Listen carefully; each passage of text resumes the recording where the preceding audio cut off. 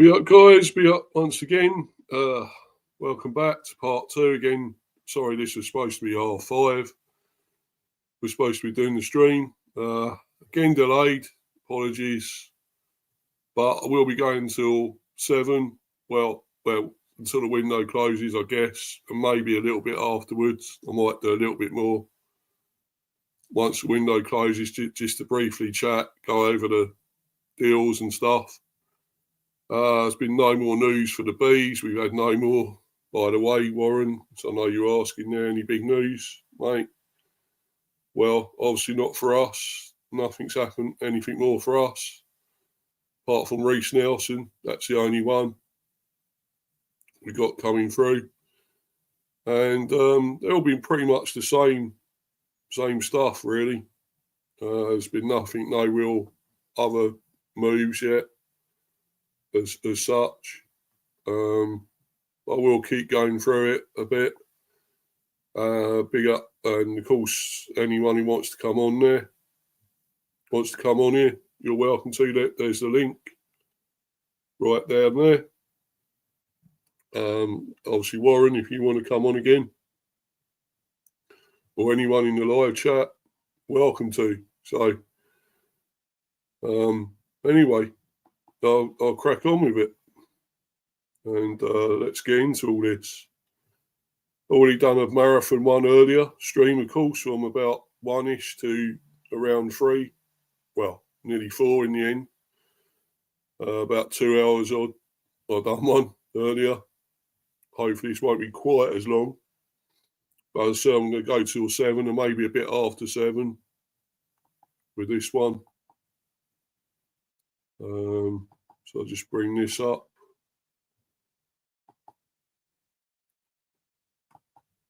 And there we go. Still saying here about the Gahey move, Liverpool move in jeopardy despite completing medical. Yeah, Crystal Palace defender Mark Gahey's proposed move to Liverpool is in jeopardy despite completing his medical, according to The Athletic. The report suggests the deal has hit a stumbling block, with Palace struggling to find an adequate replacement. It is said the 25-year-old is set for talks with boss Oliver Glasner to make a final decision on the move.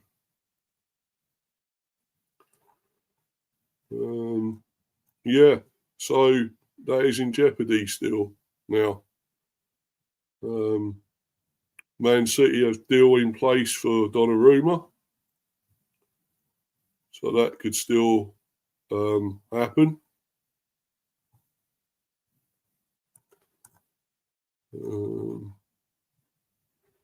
Jackson deal could be worth 70 million for Chelsea.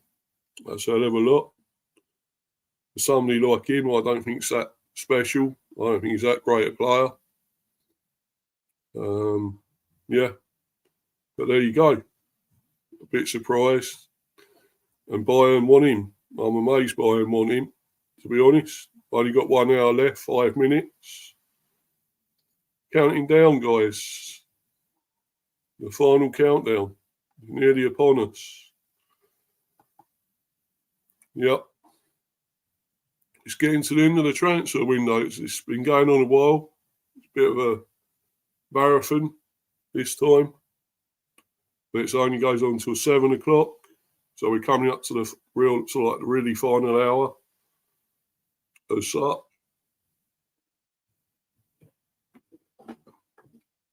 A lot could still happen between now and then.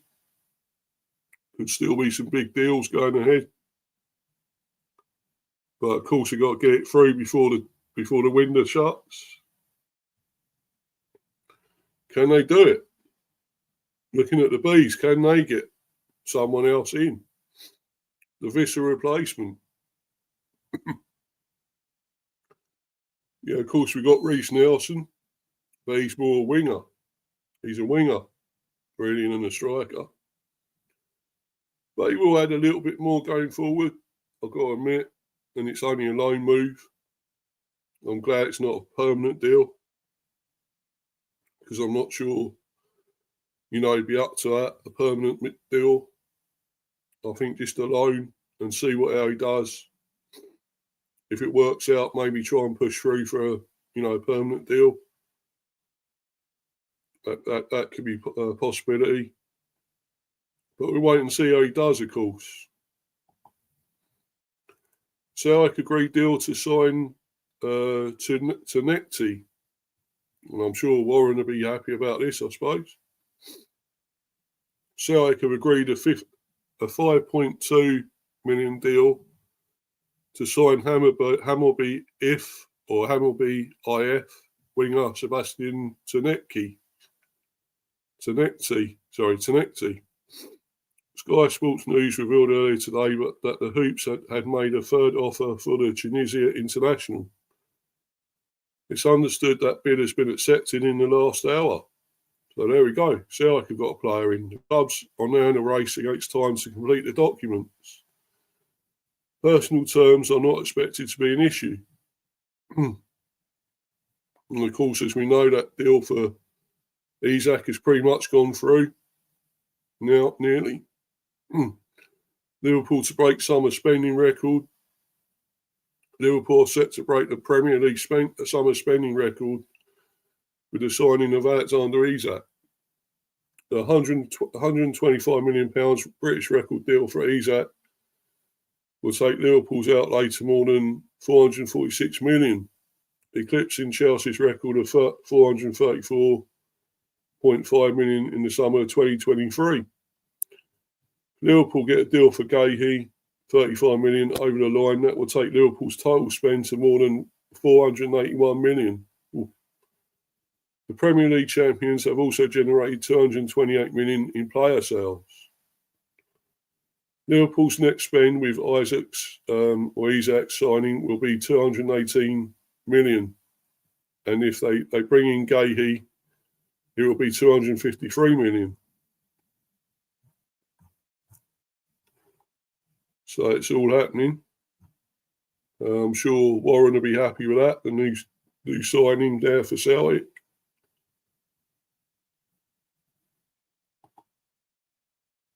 I'm sure you'll be happy there, bro, buddy. Celtic have actually got a new player in.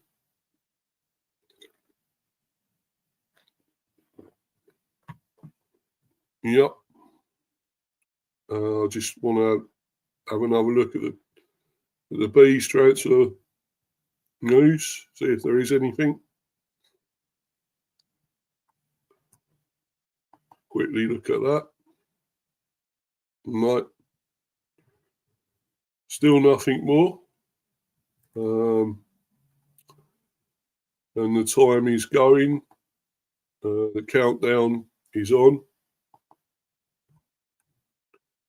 Just 1 hour to go. If we're going to do any deals, we've got to do it soon, the Bees. So, as of any other teams, any other clubs, got to get some deals over the line as soon as they can.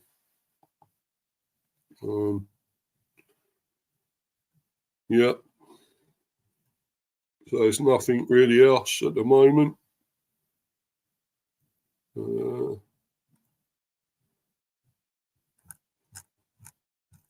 Nobody in the live chat.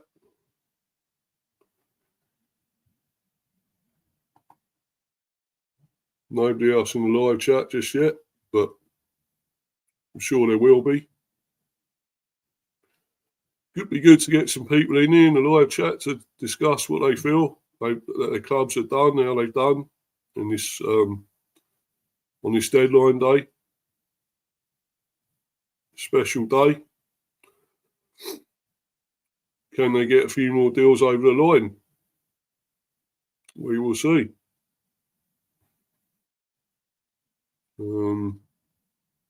Just really waiting for any more to come in, live chat. There's no more other deals so far. We'll just see how it goes. If nothing else happens, I will only be on here till 7. But if we get anything more coming through, I should be here until after 7, probably. There we go, 1 hour until the transfer window closes. Shut.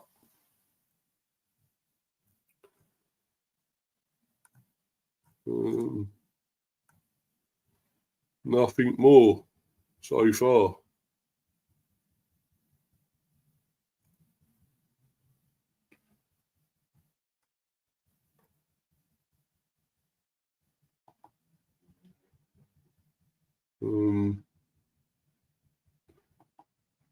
Just looking around, guys, seeing what's happening. Anything more?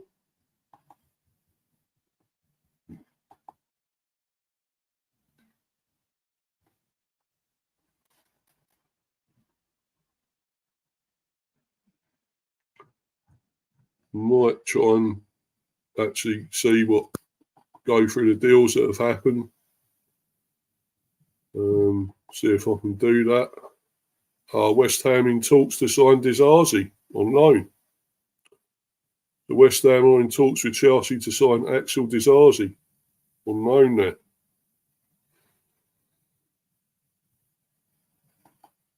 So yeah, that's another one that could happen before the end of the transfer window.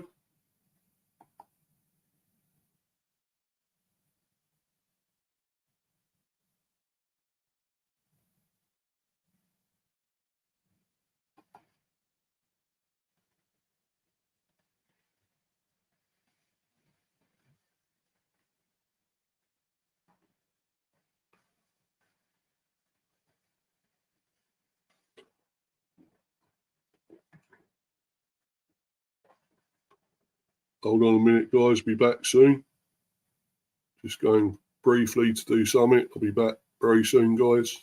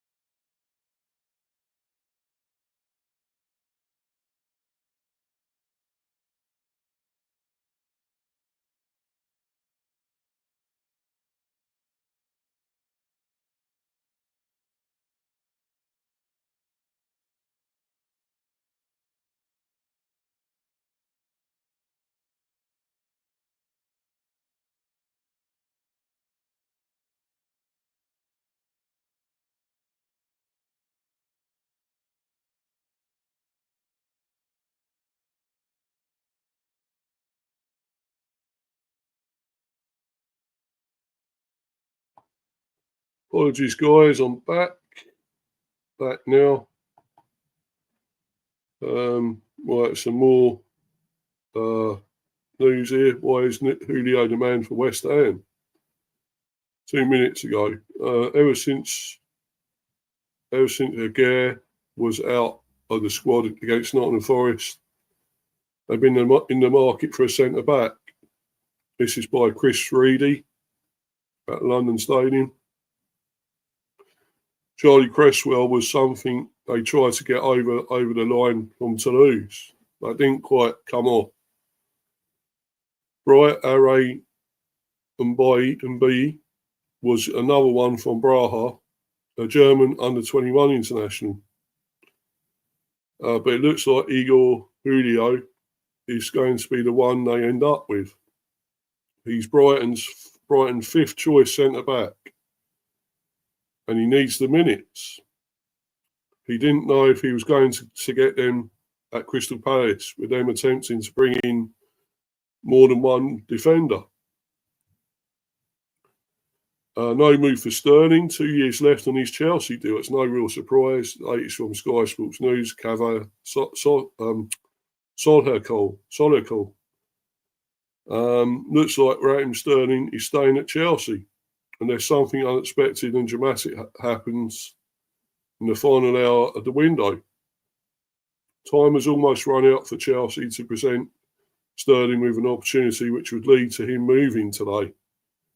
Sterling has 2 years left on his Chelsea contract, and with his family settled in London, I think his preference would have been to move not too far away. I think it was up to Chelsea to present Sterling with opportunities he could consider, bearing in mind the impact that it could have on his family and his career. I don't know what's been put in front of him, but I think it's fair to assume now that he will still be a Chelsea player tomorrow. He's still ambitious, and that's underlined by the fact that in the past he has passed the opportunities to play in Saudi Arabia and MLS. But it's not surprising. He's got so much ability and promise, but he's not done it, has he? Let's be honest.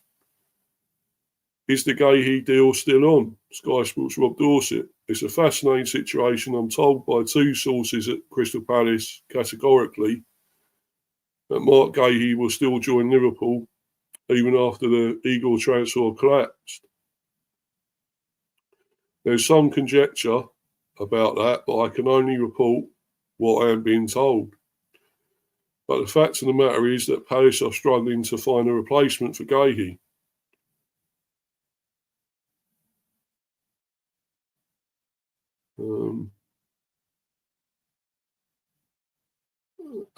And we have been told all through the window that Palace won't let Guéhi go if they have a replacement through the door. Extraordinary developments.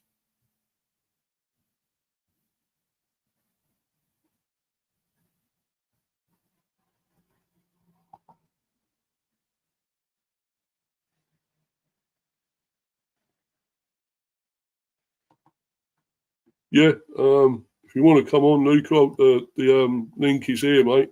It's there. If you're able to come on, man. Yeah, the link is there, bro.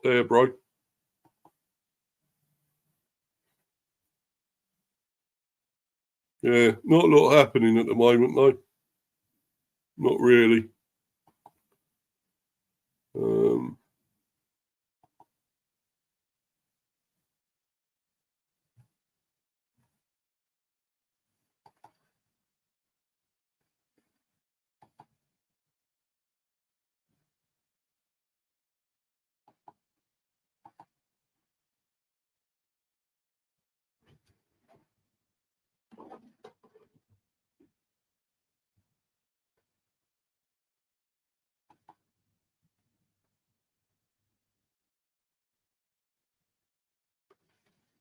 Clinton Morrison says he worries for Glasner's future here.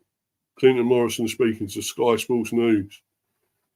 They not only have a problem with Mark Guéhi, but also with Oliver Glasner. We all know how much Glasner wanted to keep Gahey. So if you lose your best defender and don't replace him, Palace are in trouble at the back. Glasner is key. I fear for Glasner. Yeah. Totally agree. Totally agree. Needs to keep hold of him, Glasner. Top manager.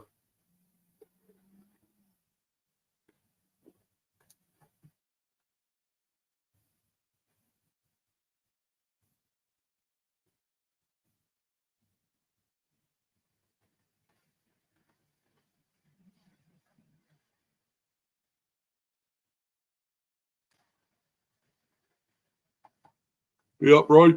Big up, bro. How are you, man? Yeah, cool, man. Cool. I'm good. How you doing? All right? Special, man. I'm good, mate. I'm here. Yeah, cool. Well, Yeah. what have you made of the window so far? Nothing much for Arsenal. For me, for Arsenal, we've had a good transfer window at the beginning of the transfer window. We've brought in 8 players now. We're hoping to hear from that Bayern Leverkusen centre back, Kier Hikapi. He's coming, yeah. Yeah, I think it's been a good transfer window, but the only thing I'm a bit disappointed with the window is that we haven't got that winger. Like, we should have got rid of Martinelli. Like, you watched the game at Anfield yesterday. Martinelli was so poor. And this is a player where he fought under Unai Emery back in 2019. And then from there, right, he's not been the same player. He's not been the same player. And this is the thing with Martinelli. Yeah. He's a confidence player. But doesn't seem to be the same player as he was. And I just feel like the transfer window I give for Arsenal, probably a 7 out of 10. I would nowhere near give it maybe higher than 7. I think the only thing I'm a bit disappointed is that we didn't address that left-hand side winger. Yeah. The rumour today that apparently we were looking at Rafael Leao, but that was never good player. Good player. It was never going to happen. He's obviously staying at AC Milan. He loves Milan. He wants to obviously try and win trophies, get them back into the Champions League as a club. But that's the only thing I'm a bit disappointed in. And look, don't get me wrong. I think Andre Bertra's done very good business. This is probably Arsenal's best transfer window. Yeah. When you say it is Arsenal's best transfer window, can they win trophies this season? That's the majority. I know we lost to Liverpool yesterday, but regardless to that, we've brought Zubimendi in. We've brought Norgard has yet to play in the Premier League. I'm a bit, obviously, Norgard because he played for Brentford. But Norgard's more of like a Jorginho signing. I was a bit underwhelmed when we first got him. But Morney coming, he's not really an exciting signing, but he'll do a job. Kepa, £5 million business, smart business. We're playing the FA Cup. We're probably playing the Carabao Cup against Port Vale. Right. I don't think he's the best keeper though myself. I don't think he's that great. But for $5 million, you think about what Chelsea paid. Yeah, it's not much, man. 19 or whatever what year they signed in 2018. They paid 72 million, so we saved a £67 million profit. Yeah. Zubimendi, good signing. Good signing. I do want to see more off him, right? He came in as the Thomas Partey replacement. This deal was done in January. It was already done. We already knew that. Norgard, as I just said. The next signing, of course, Noni Madueke. Well, yesterday, at the time, best player on the pitch for Arsenal. He was. I think he was quality yesterday. And he still took him off. I don't know why. What happened? He took him off, didn't he? Yeah. He brought a young guy on again, the 15-year-old. Max Dalman, Dalman had a good cameo, but it was a bit pressured to put a 15-year-old kid when you're 1-0 down, where you had Ethan Wanyeni there as an option. But regardless, look, Noni Madueke, at the time I was very underwhelmed. I was like, why are we bringing another Chelsea reject? 52 million. Yeah. But on the bonus side, we've got Eze in, but he done a good job yesterday. And if he can keep that, even if it's not consistent every single week for a type of player like that, go and do a job like that. Because he's not coming in to score goals. He's coming in to be the cover for Bukayo Saka. And regardless now we've got Eze who can play in both positions, and we're going to get onto Eze in just a second. Oh yeah. Madueke, for me, 52 million is quite a lot. He's not guaranteed a first teamer, but while Martinelli's not playing, after the international break, I'd start Noni Madueke against Nottingham Forest. And Thomas Tuchel watching him, look, Noni Madueke, of course, is not an England starter, but he might start in these friendly matches because he's been good for England, to be honest. I think he's been really good. Palmer's out, Saka's out, loads of key players are out. Foden's not called up. Well, Foden's rubbish anyway, but he's not the same player. And getting on to Mosquera. Mascara, as I call him. I call him Mascara. Mosquito. But look, 13 million quid. Very good signing, to be honest. There's one for the future, as they always say at Arsenal Football Club, as we always say, one for the future, not for now. But he was very good when he come on while Saliba was injured, and Saliba's injury is only a precaution. So, well, they say it's a precaution, but it's an ankle sprain. Arteta said he could have played, but he didn't want to risk him. So I think he'll be back after the international break. You need him back, really, Saliba. I think Saliba. I think international break, after the international break in about 10 days or so, we'll have Saliba and Saka back for Forest for that 12. So you get that Hincapi or whatever his name is. He's a centre back, isn't he? As well. Who's that? Is it Hincapi or Hincapi? Yeah, he plays centre back and all that stuff. But I think he's Morney coming in. Do you know what the good thing is? And I didn't know about this until Sky Sports said this today. And we this deal was done like over the weekend, right? Or just before Friday. It's a loan deal with an obligation to buy, which is 45 million, which is really good business. And that's smart clevering by Bertra and Arsenal Football Club, who just does the negotiations on that. Because I don't know who this player is. I can't comment and say, oh, he's shit or anything like that. I don't watch the Bundesliga. I don't find it interesting, the Bundesliga. Don't get me wrong, there's a lot of great talents in there. Some come to the Premier League have flopped. Some have obviously come good. But look, regardless to that, him coming in as a backup centre-back, I don't have a problem him coming in. But my only issue is that, it's a loan deal. The thing is, we don't have to pay anything, which is good. We'll pay it if we want to buy him at the end of the season. If we do rate him from now and he'll come in as a cover, it's more of a Kivior replacement because Kivior's now gone out on loan to Porto. Oh, yeah. I don't have a problem with it, but I feel like at the same time, we could have, lucky enough, if it wasn't a loan and we bought him, because personally I thought it was a permanent deal, but it wasn't, because Kivior's now gone out on loan for Porto to get some game time. And Kivior, for me, at the end of last season, when we beat Real Madrid over the two legs, when we got to the semi-finals of the Champions League against Paris Saint-Germain, I know PSG done us over the two legs, and fully deserved, but Kivior had a good towards the end of the season while Gabriel was out injured and coming back through pre-season. And this is why I look at this Pierre Hincapi. I look forward to see what he's like. He's going to get done within the next 40 minutes or so. But I just hope, I look at it where we're lucky that we haven't paid it on the permanent basis. Otherwise, I'll be looking at that and thinking, it's good that it's a loan deal with an obligation for 45 million to buy for the summer next year. Or we could buy him in January, where he could become cheaper. So, depending on how long his contract's got on his loan deal from Leverkusen, if he hasn't got much, then you can get him cheaper for 45. But if it was a permanent deal, Mr. B, I'd be disappointed because you could use that money on the left-hand side winger. Rodrigo is obviously staying at Real Madrid. I'm sure clubs will knocking on the door, thinking about preparation. Once when the window shuts in at 7 tonight, in a minute, people are going to now obviously think, okay, we'll go in for Rodrigo in January. The only thing I'm disappointed, which actually would complete the window for my rating to go up to 7, is if we've got someone like a Leao, a Rodrigo, a Luke or a Semenyo. But Semenyo signed a new deal. And there was a rumour today that Trossard was linked to Roma, despite he signed a new deal on loan. Yeah, well, we wanted him as well. Yeah, you wanted him. Brentford have got Reece Nelson. I know. I'm not so sure. And we can't even get rid of Fabio Vieira on the permanent. Lukonga's finally gone now, thank God, right? But Vieira's obviously gone out on loan to Hamburg, another loan obligation. You can't fucking get rid of him.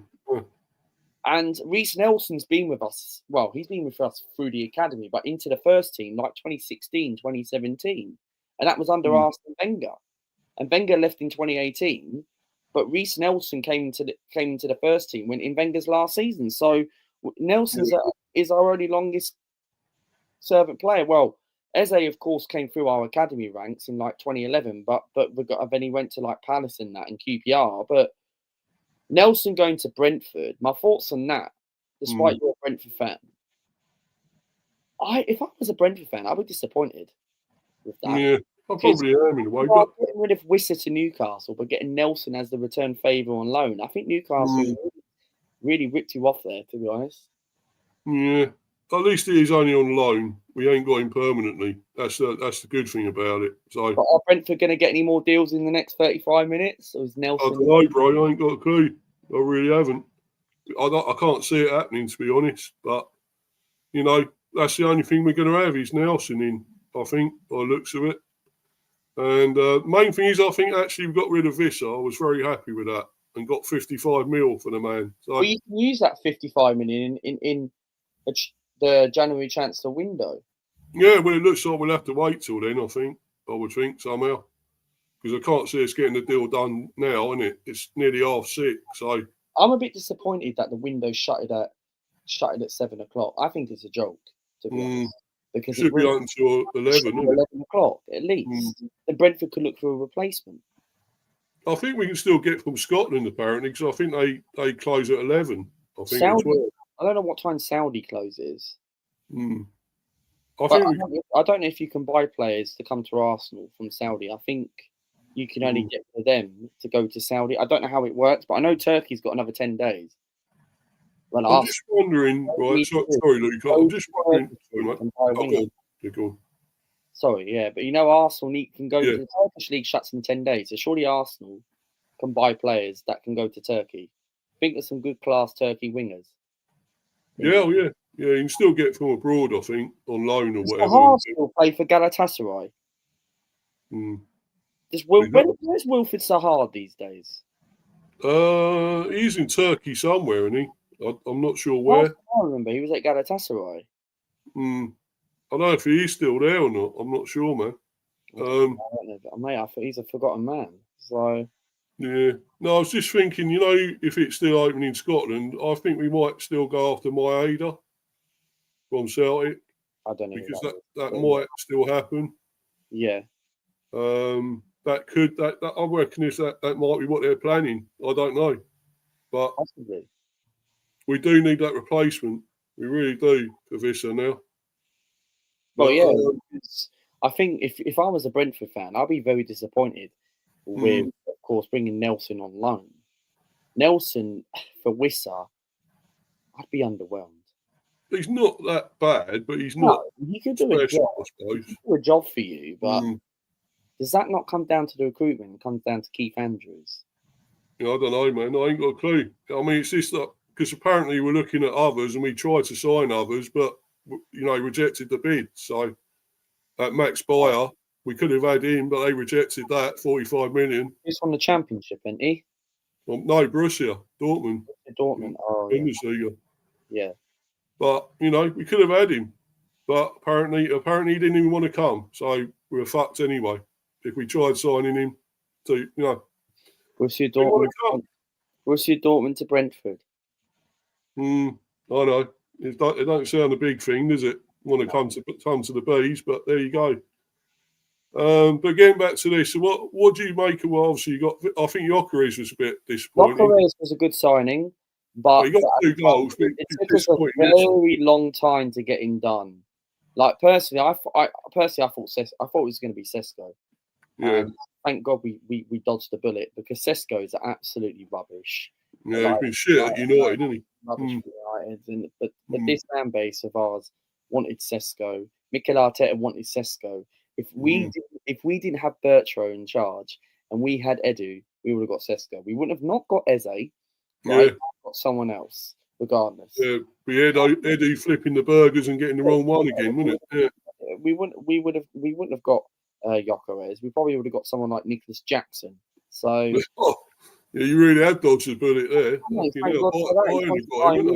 Just to sit on the bench as Harry Kane's Plan B sub. So, but now Gyökeres, good signing, but I thought now we've got Eze. I really hope we can now lock up Victor Gyökeres coming into the Premier League. He's a goal scorer where I know he scored 2 against Leeds, but that's Leeds. But technically 1. It was a penalty, but still counts as a goal as a penalty as well, which is 2. And then look, now we've got Eze in. Hopefully after the international break, I know Eze and Gyökeres are going to their countries. Isak signed for Liverpool today. Mad window for them. But hopefully Gyökeres comes back. International break, Nottingham Forest at the Emirates, 12:30 kickoff. Hopefully Gyökeres and Eze. Eze has to start every game now. Okay, we saw it yesterday against Liverpool at Anfield. Yeah, Eze, I thought he was pretty good when he come on yesterday. No, he did. I just don't understand why Mikel Arteta, right, did not even actually start Eze, because I think the game in general yesterday, right, the Liverpool game. You don't mind me if I talk about the game, or no, mate, no, go for it. On the game yesterday, look, the first half was a very poor game by Liverpool and Arsenal. It was a very poor game for us. Never seen a poor game like that at Anfield, where it's disappointing, wasn't it? Yeah. Teams probably going to challenge for the league this season. Right now, City have got Donnarumma. Maybe they'll be up there. But what signing? I couldn't believe it. But now he's in the Prem. But look, the second half, Noni Madueke was our best player against Liverpool. But the second half, Liverpool were the better side. Like David Raya, Raya. He was at Brentford.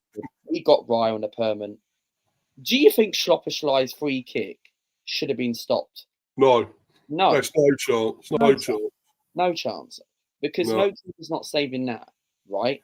Not no keeper, but 2 keepers going to save it. That's like a Declan Rice free kick 2.0 against Real Madrid, right? When he scored twice. Fucking Weldy one, mate. Weldy. Yeah, Weldy. It's like David Beckham against Greece in 2001, if anyone remembers this. Yeah, I remember it, definitely. But regardless to that, I think the performance in general, Liverpool did deserve to win the game, but this is the problem with Mikel Arteta, and this really baffles me, right, is that he leaves substitutions and the time scale of the landscape, he leaves the substitutions far too late, and he got the team wrong. Yeah. I was watching AFTV, the top YouTubers and all that stuff, regardless, the famous YouTubers, and they were saying, why is Moreno starting? When the team came out, I put something on my Insta story and I said, really? Moreno, Zubimendi and Rice? That is a weak midfield going to Anfield, especially where Liverpool were very poor, right? It sure is. Team played really well. It's just we gave a silly free kick away from 32 yards. I don't expect anyone in the whole world expecting him to score, would he? You weren't expecting him to score, were you? They had a 0-0 draw all over it. And look, I think the first half we controlled the game very well. We went toe to toe against the champions. Liverpool's best chance was that Van Dijk chance where he should have shot it, right? And then Raya, for me, his distribution was poor. It was very nervy in the box. Every time when he was with his kicking decisions, his distribution's been poor. I don't know what's happened to David Raya. Like, he's not been the same as he was as before. Maybe it's confidence. I don't know. Now we've got a keeper in for Kepa. Like, I'm not saying, look, Raya's a top keeper. He's up there in the Premier League, but with Alisson and Donnarumma now. You could have had Martinez back, by the way. You could have had him back. He was going, wasn't he? Martinez. But Man United, I'm quite surprised that they've gone for this new goal. Lamens. I've never heard of him, so I don't know if he's any good. But I really thought they were going to get Martinez because. So did I. That'd been better for them, more experience. Because Martinez was going to Man United, right? And I really thought, like, Rich was doing a stream today. Massive shout out to him. I saw that, yeah. Massive shout out to you, Rich, if you're listening to this or not. But big up, Rich. I thought Martinez was going to go Man United. And then somehow, he's now Mr. B. He's gone to staying at Aston Villa. And now Villa have had a very poor transfer window. They're playing people like Jadon Sancho on loan, right? Rashford went to Villa last season and they made him good, right? And now he's gone to Barcelona, sitting there collecting his money in sunny Spain, right? You got Lindelof. Like, come on. Unai Emery, for me, I'm not blaming Unai Emery. I think it's the people. I think Emery's not getting backed, right? Villa have had a very poor transfer with Harvey Elliott, decent signing for them. Yeah, Right? we're getting a few in now. I think they're getting some more in now. We're getting some more in now.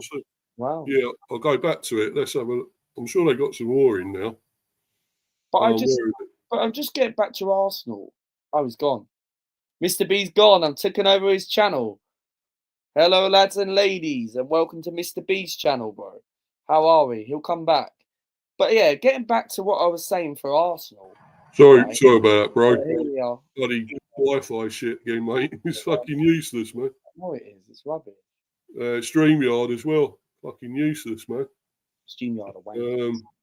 Hate them. But anyway, let's get back to doing this. Hold on. I've got to bring this up again now. Shit. Where is it? Share the screen. Yeah, no, I'm just fucking getting to that. Here we go. It's coming up. Fucking hell. Here we go. Here it is. And in Villa. Yeah, so I was got to get to that.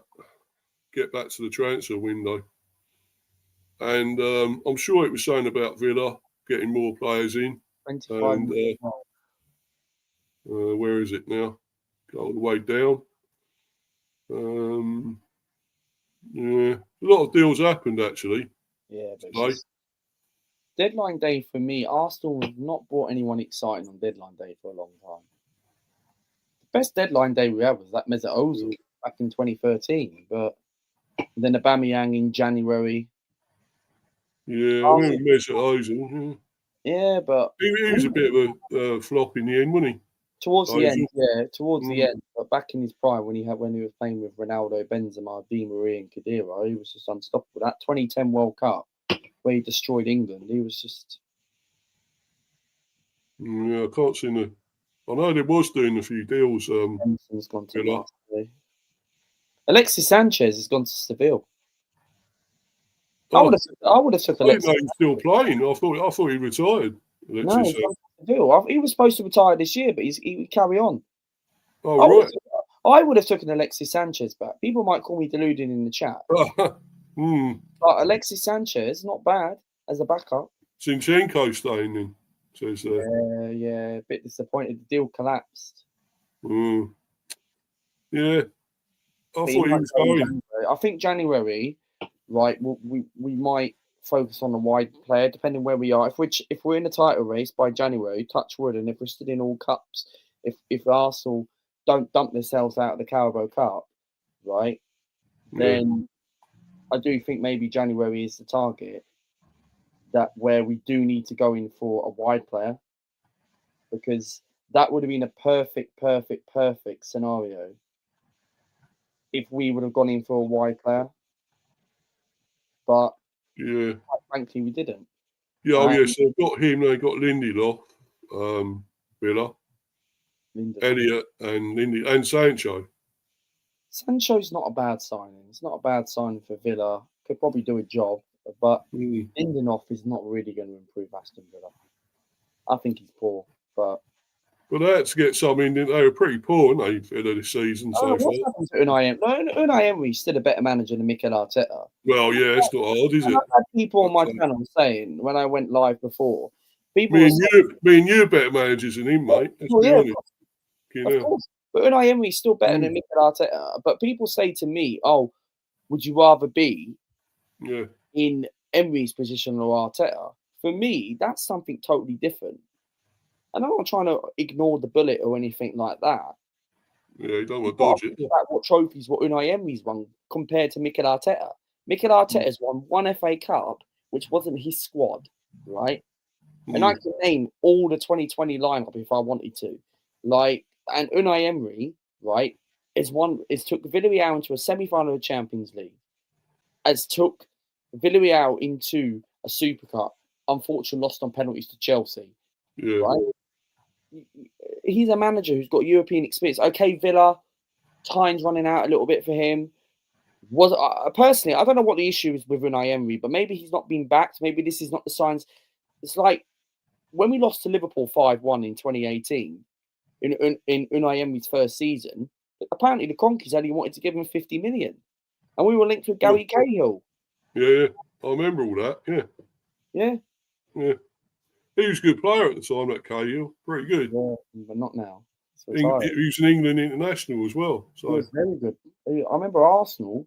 Apparently, Wenger tried to get him in 2011, but didn't want to pay the money, and Chelsea got him from Bolton.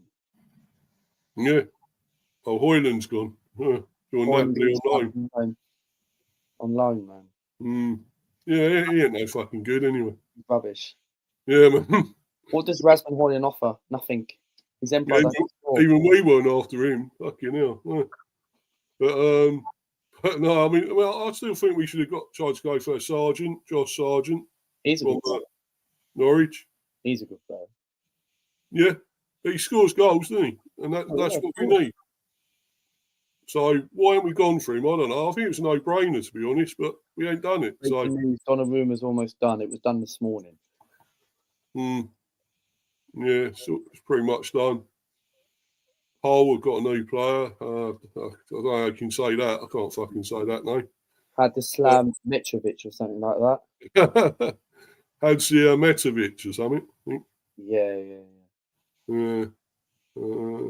Swansea got Adam Ida on site.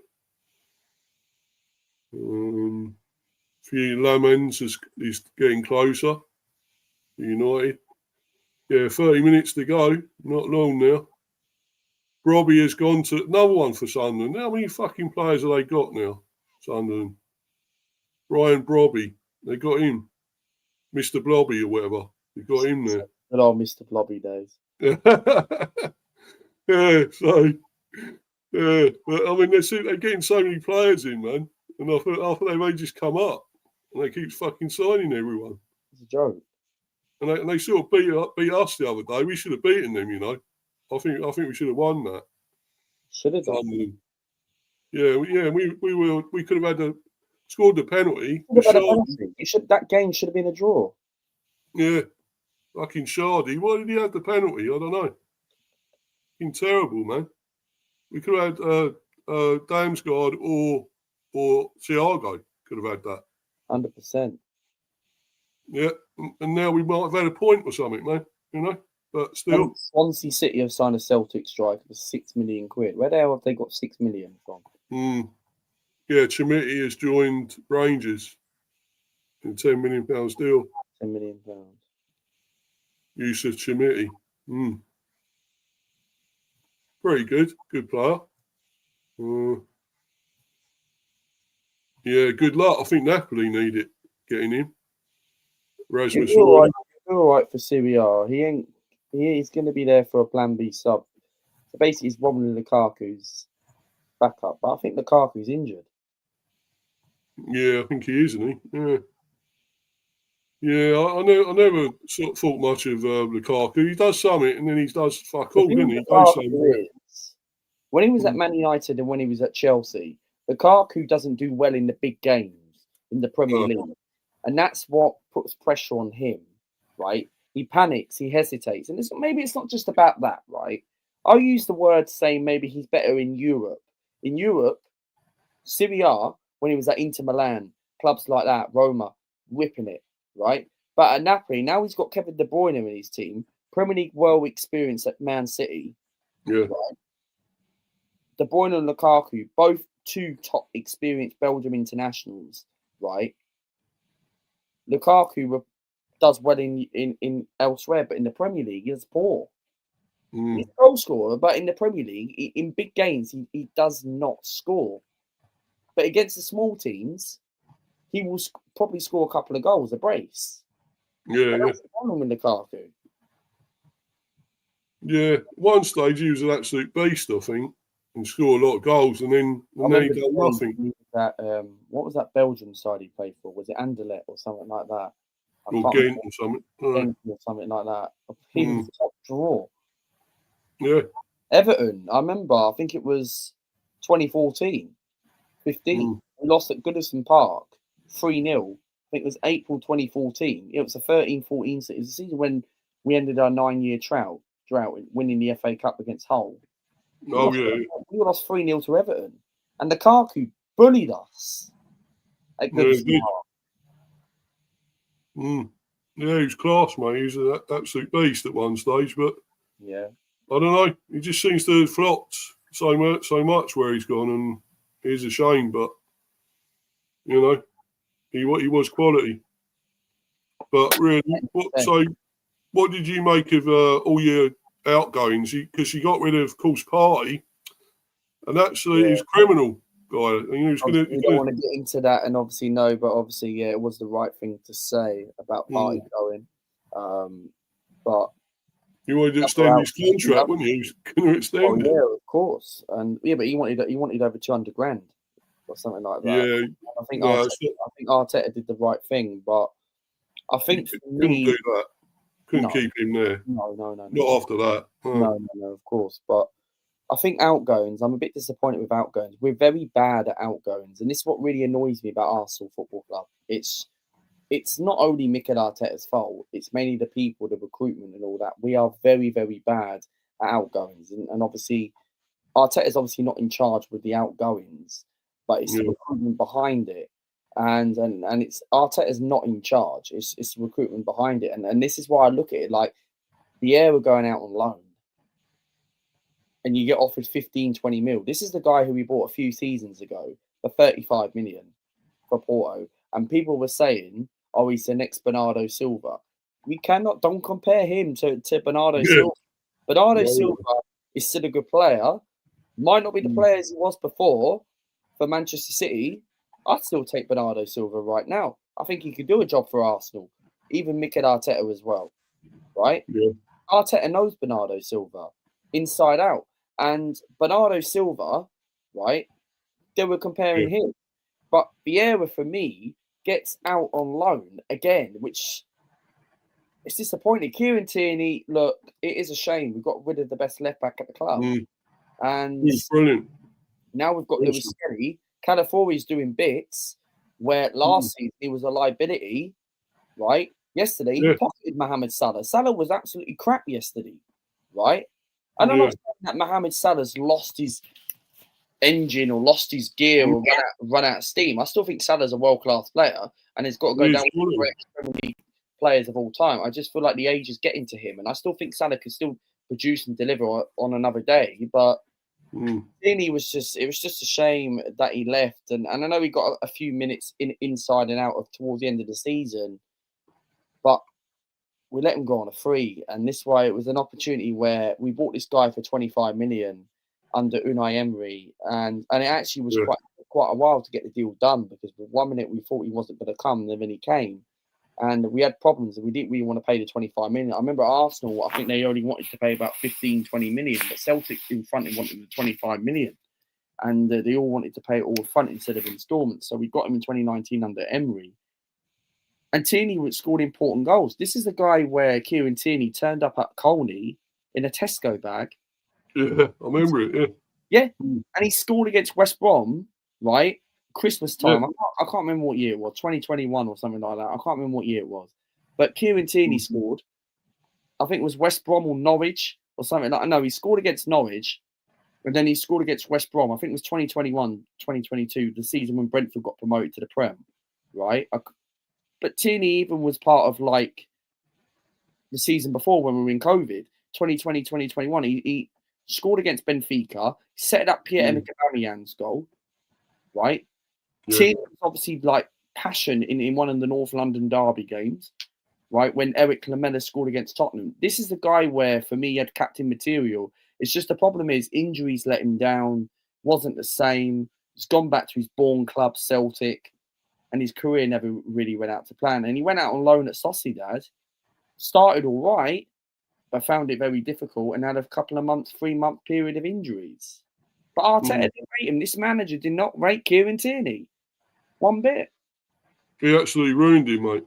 And, you know, at the end of the day, it's what he done to him as well. All that issue with, I don't know if you knew about any of this. Apparently, he didn't let him have any time off when his mate committed suicide. I don't know anything. Tierney, and he stopped him taking leave to go off and mourn him. And what was that Arteta? Sorry, was that Arteta? Was that down to Arteta? I did not know anything about that. I was surprised, mate. You didn't know. Thanks for telling me though. But if that comes down to the case and whether that's true, I think it's a joke what Arteta's doing that. Yeah, he's an arrogant shit, mate. Arrogant arsehole. Yeah, what's the point? Because the trouble is, he never really played Kieran Tierney. No. He never played Kieran Tierney. And this is the problem. This was a left back where defensively he was all right. And he could have played in those Champions League games against PSG. He would have. I'm not saying maybe he wouldn't have made a difference, the crosses and all that. I'm not saying maybe even. I remember the chance when we in the semi-final first leg to PSG, Trossard missing that chance to try and have an equaliser. But with Nuno Tavares, not much to say. Had to go. He was poor, absolutely poor. The only thing I liked about Tavares was when he scored against Man United a few years ago. Made a lot of mistakes though. Made a lot of mistakes defensively. He was poor, but Marquinhos, can't say anything about that. Tomiyasu, shame about Tommy. When he first came in, I remember, I did a stream when we got Tomiyasu, 2021 or something like that. I remember us saying, Tomiyasu, why are we signing this guy? This guy's not good enough. He's shit. All that bloody stuff. Comes in his first North London derby that season when we played Tottenham, the season Brentford got promoted in the 21-2022. Pocketed Son, and we won the game 3-1. Smith Rowe scored, Aubameyang scored on that Super Sunday. I think Kane scored in that game. Or Son, one of the two scored. And then Tomiyasu scored. I mean, no, not scored. Tomiyasu put in a very good shift against Son. And I remember the season where we should have won the league, 2023-2024 season. We played Lens or Lons, whatever how you pronounce it, away in the Champions League. And lost the game. And Tomiyasu played left back that season, and he was brilliant in that game, 100%. And it is a shame this player has been made out of glass. And I'm quite surprised that we terminated his contract. I thought we would have. Well, you calling in Tommy Cafu at once, weren't you? At one time, weren't you? The Japanese Cafu. So it's a shame, yeah. I don't know much about Caviar. Do you know much about Caviar? I don't know who that is, but wish him on Shrewsbury in League Two. I look forward to seeing you when we play against you. But Sammy Lokonga. He was decent, I thought, Lokonga. The Belgian Patrick Vieira, as they used to call him back in the day. Not quite as good as that, no. Luton Town, I think he's done a very good job at Luton. And I know a couple of Luton Town fans outside of YouTube, and they actually quite liked it. He did a very good job. And I'm not saying maybe that's Sammy Lokonga's level. I'm sure he can do better than that at Luton. But just never worked out. This was the guy where I'm quite surprised we've actually let him go on Landesco's feet. I thought it would be another loan deal. Yeah, I don't think he was that bad. I mean, I wondered if we could have tried getting him, to be honest. But obviously, I don't know. I think we've probably got enough in midfield, to be honest. So probably don't need him. But I rate Arsenal's transfer window 7 out of 10. Yeah, some of it's pretty good. You got some. At least you got your striker in this time and everything. So yeah, just hope he doesn't turn out to be a flop. No, well, he could be under Arteta because if he doesn't play Eze and if he doesn't work him properly, he'll change the strategy. Because this is what happened in pre-season, right? Like I can understand it's pre-season; it's a lot different compared to when the real thing starts. We had Tottenham pre-season and we lost 1-0 to Tottenham, and literally he came on for 10 minutes and he didn't start. But it's exactly the same as Eze. Every single time, Mikel Arteta, right, never starts a player when they first signed.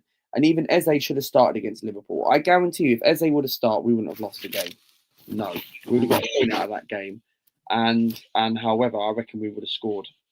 And even that first half when we controlled the game, because when Eze came on that left-hand side, he was trying to beat the last man. So Gomez obviously blocked the shot.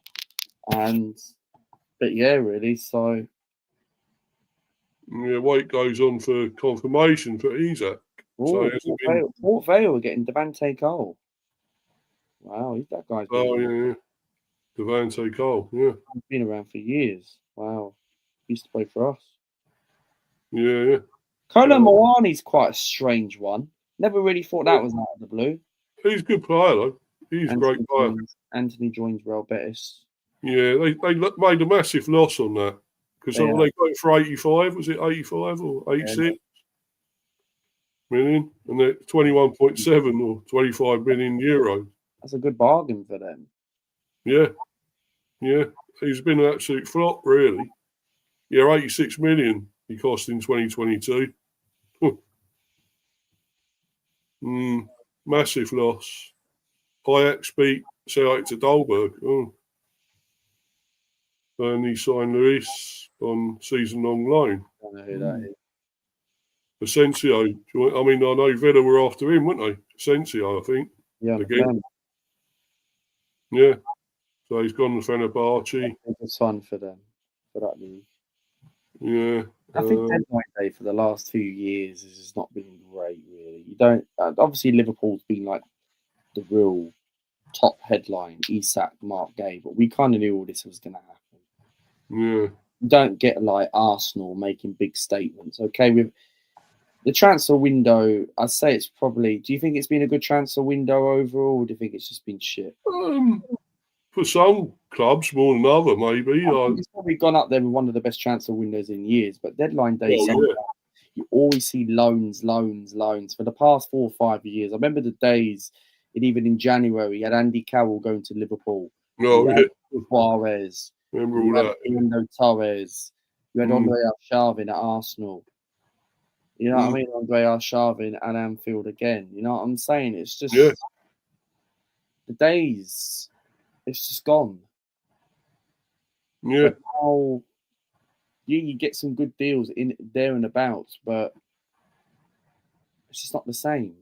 I mean, look at Bournemouth. They don't got a few cover replacements in. All the players they've lost, them big players. Kirkers, Tabani, Huyson. Darren's gone to Rangers on loan. We were after him quite a few years ago. Yeah, he's that Max Aaron. Yeah. Rotara, Brentford. Yeah. Brentford. Yeah, Ben Winterburn. Is he the son of Nigel? Ben Winterburn. Yeah, he is. Oh, he is. I thought so. Yeah. Michael Winterburn, Ben Winterburn. And here's our signings in. We got Michael Chiodi permanently. Yeah, we're good. Henderson, I don't understand. No, he actually played all right. He's played all right the other day. He was 35 years old, man, and gets experience. I know. I see the Italian squad, and Chiesa doesn't even get called up. The joke. No, and he's come on as the sub for Liverpool, and Chiesa's actually staying at Liverpool. Chiesa, yeah. Yeah, and I thought he would have been sold, but looks like Slot wants to keep him for squad debt. Maybe get rid of him in January. I don't know. Yeah, some of those though are pretty good signings. I think. Kelleher, top keeper, experience, Champions League, pedigree, experience, played in cup games. Watara is a good one. I think Nelson won't be too bad, but he's not the best signing we could have got. No, but could have been better, really. But yeah, all those outgoings that we actually got a lot of money in. We got 71 mil for Ben Mee's a free agent. Who's that? Ben Mee's a free agent. Yeah, he's released. Yeah, some Championship club. I think he's going. Is it to Sheffield United? I think. Yeah. Some Championship club will get him. Mr. Ross left there. Thank God, he's gone as well. Don't know who that is. Mads Rorsleff, absolutely shit. And Flecken, thankfully gone. Brighton, look, I mean, they lost a load. Look at all these players they lost. Ferguson gone out on Roma on loan. João Pedro's been a good signing for Chelsea. Oh, what a signing he is. Yeah. Massive. Esteban's gone to AC Milan. That's a good business for them. Fucking hell, look at all this lot. Look at these. All gone. And they actually do. They beat City. I'm quite surprised about that. Very surprised about that. Because he had so much potential, but trouble is with him, he had so much injuries. Yeah. Who's that? Who are you on about, Luca? Lamptey, yeah. Yeah, he's good though. I rated him. I wish we could have got him, to be honest, but Arsenal wanted him at one stage quite a few years ago. Yeah, he's good though. Shame he's gone, but we could have got him really. Yeah, as you say, they lost a lot of players, but they got some in, and they beat Man City. So 100%. what about Burnley? I thought they were going to struggle, and look what they should have got something against United, shouldn't they? Really, you think? Oh, yeah, definitely. United are shit, man. I think they were poor. Yeah, you have a look at Man United. They haven't strengthened the midfield. And look at Chelsea though. Fucking hell. All that. Chelsea got in. They lost a few as well. Yeah. Few good ones. Dewsbury Hall, all right, he's doing well at Everton. Chelsea's transfer window has been good, but I think they haven't done enough. Like, I look at the ingoings. Garnacho, fair enough, 40 million. Enzo Maresca might get the best out of him. Hato, quality signing for him. Liam Delap, decent signing. Not the guy to win the league though, but João Pedro, good signing for Chelsea. I've got him in my FPL, been scoring goals. Gittins, decent signing, I say. Estevido Willian, never seen him play, but looks very good. But the thing with Chelsea, which really disappoints me, is about them. I don't rate Ronaldo Sanchez. And I know Chelsea's having a good season so far, and it's only 3 games into the season, and they're second, we're third. But I just feel like with Chelsea, they haven't strengthened enough defence. You have a look at their centre-back. Fofana ain't good, Mr. B. No. Levi Colwill is injured as well and is out for the season. I just feel like Chelsea haven't done enough defensive cover. I still think they will get into the top 4 because they've got the squad now to compete for the top 4, especially Pedro scoring goals. Once when Palmer comes back after the international break, touch wood for them. I just feel like they haven't strengthened the keeper. And I remember at the beginning of the transfer window, in the first coming weeks of the window, they were after the AC Milan goalkeeper, Meiningen, right? Yeah. And the deal fell through. I can't remember why it fell through. I can't really remember why. But the problem is with Chelsea, but defense is going to cost them. Yeah, they've got Hato in as cover. The centre back, but he needed a goalkeeper. Chelsea have not had a world-class goalkeeper since Petr Cech. Courtois has probably been the closest to them. Yeah. The window's shut now. By the way, Window's completely shut. 7:00. Where's Arsenal's signing, which is set to be announced? The Bayern Leverkusen defender. We're waiting for it to be announced. Apparently, he's having his medicals, so. Yeah, the deals that are still happening or nearly signed, they can still happen, I think, after 7. Oh, yeah, of course. That's the thing. Ones that are still ongoing can still carry on, I think. But unfortunately, we haven't got any more. We just signed Nelson now, and that was it. What number is Reece Nelson? Sorry? What number is Reece Nelson? Number?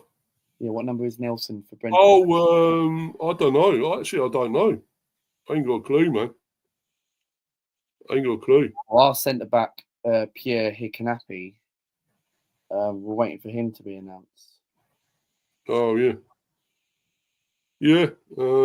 It's officially closed, the window. So the window's closed. For another year. And then now we got to wait till January for the next one. That will come around. This year's gone quick. 4 months. So we've got to wait 16 weeks. Yeah, it's gone, isn't it? It's gone like that, man. But this is the thing, right? Arsenal need to go and strengthen in the January transfer window.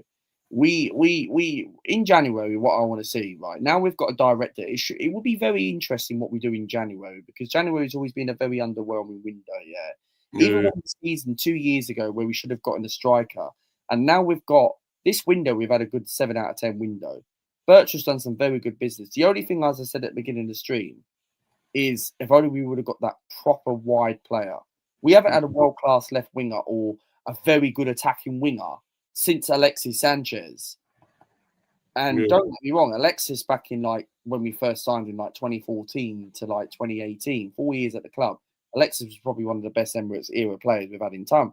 And I was at Alexis Sanchez's final away game, which was against West Brom, New Year's Eve 2017, and we drew that game 1-1 at West Brom. And we conceded a penalty in the last minute by Callum Chambers. But I just feel like look, Arsenal could have done better with a wide player. Don't get me wrong. I'm happy with the transfer window. We've got all our business done, the signings. Yeah. But I just feel like with Norgard, where's Mr. B? Mr. B, you there, mate? I am still here, yeah. Carry on, man. Carry on, yeah. Okay, fair enough. Thank you, man. But no, I just felt like with signings like Norgard, don't get me wrong, they're more of like a Jorginho cover. It doesn't excite me. Like, I think the transfer window's been great. Gyökeres, Eze, Zubimendi, all these signings coming in. Mosquera, Kepa's back up. We've signed 8 players. It's been a good transfer window. And we've got so much squad depth now. And especially when people like Jesus are set to come back maybe sort of like October-ish, right? So we're going to have him as an option. As Wenger used to say back in the day, is a forgotten man, like a new signing. Jesus will probably be sold in January, right? Or even in the summer, right? Havertz is set to come back in a couple of months' time, right? So maybe 4 to 6 weeks he's out for. So you're looking at maybe end of October, November, beginning of November. So we'd have Havertz and Jesus as an option. So we're going to have so much squad depth cover where I just felt like we could have sold a key player like Martinelli, even if it didn't have to be a Rodrigo. You bring an Adamoah Lookman, you bring in a Semenyo, you bring Morgan Rogers. Wissa, a couple of days ago, there was a rumour that I wouldn't say we were going in for him, but we were interested in Interest FC in Wissa. Yeah. Don't get me wrong, Wissa's not a world-class player, but would have actually been a good option as a backup. But means if you get rid of Martinelli and bringing in Wissa, doesn't work out.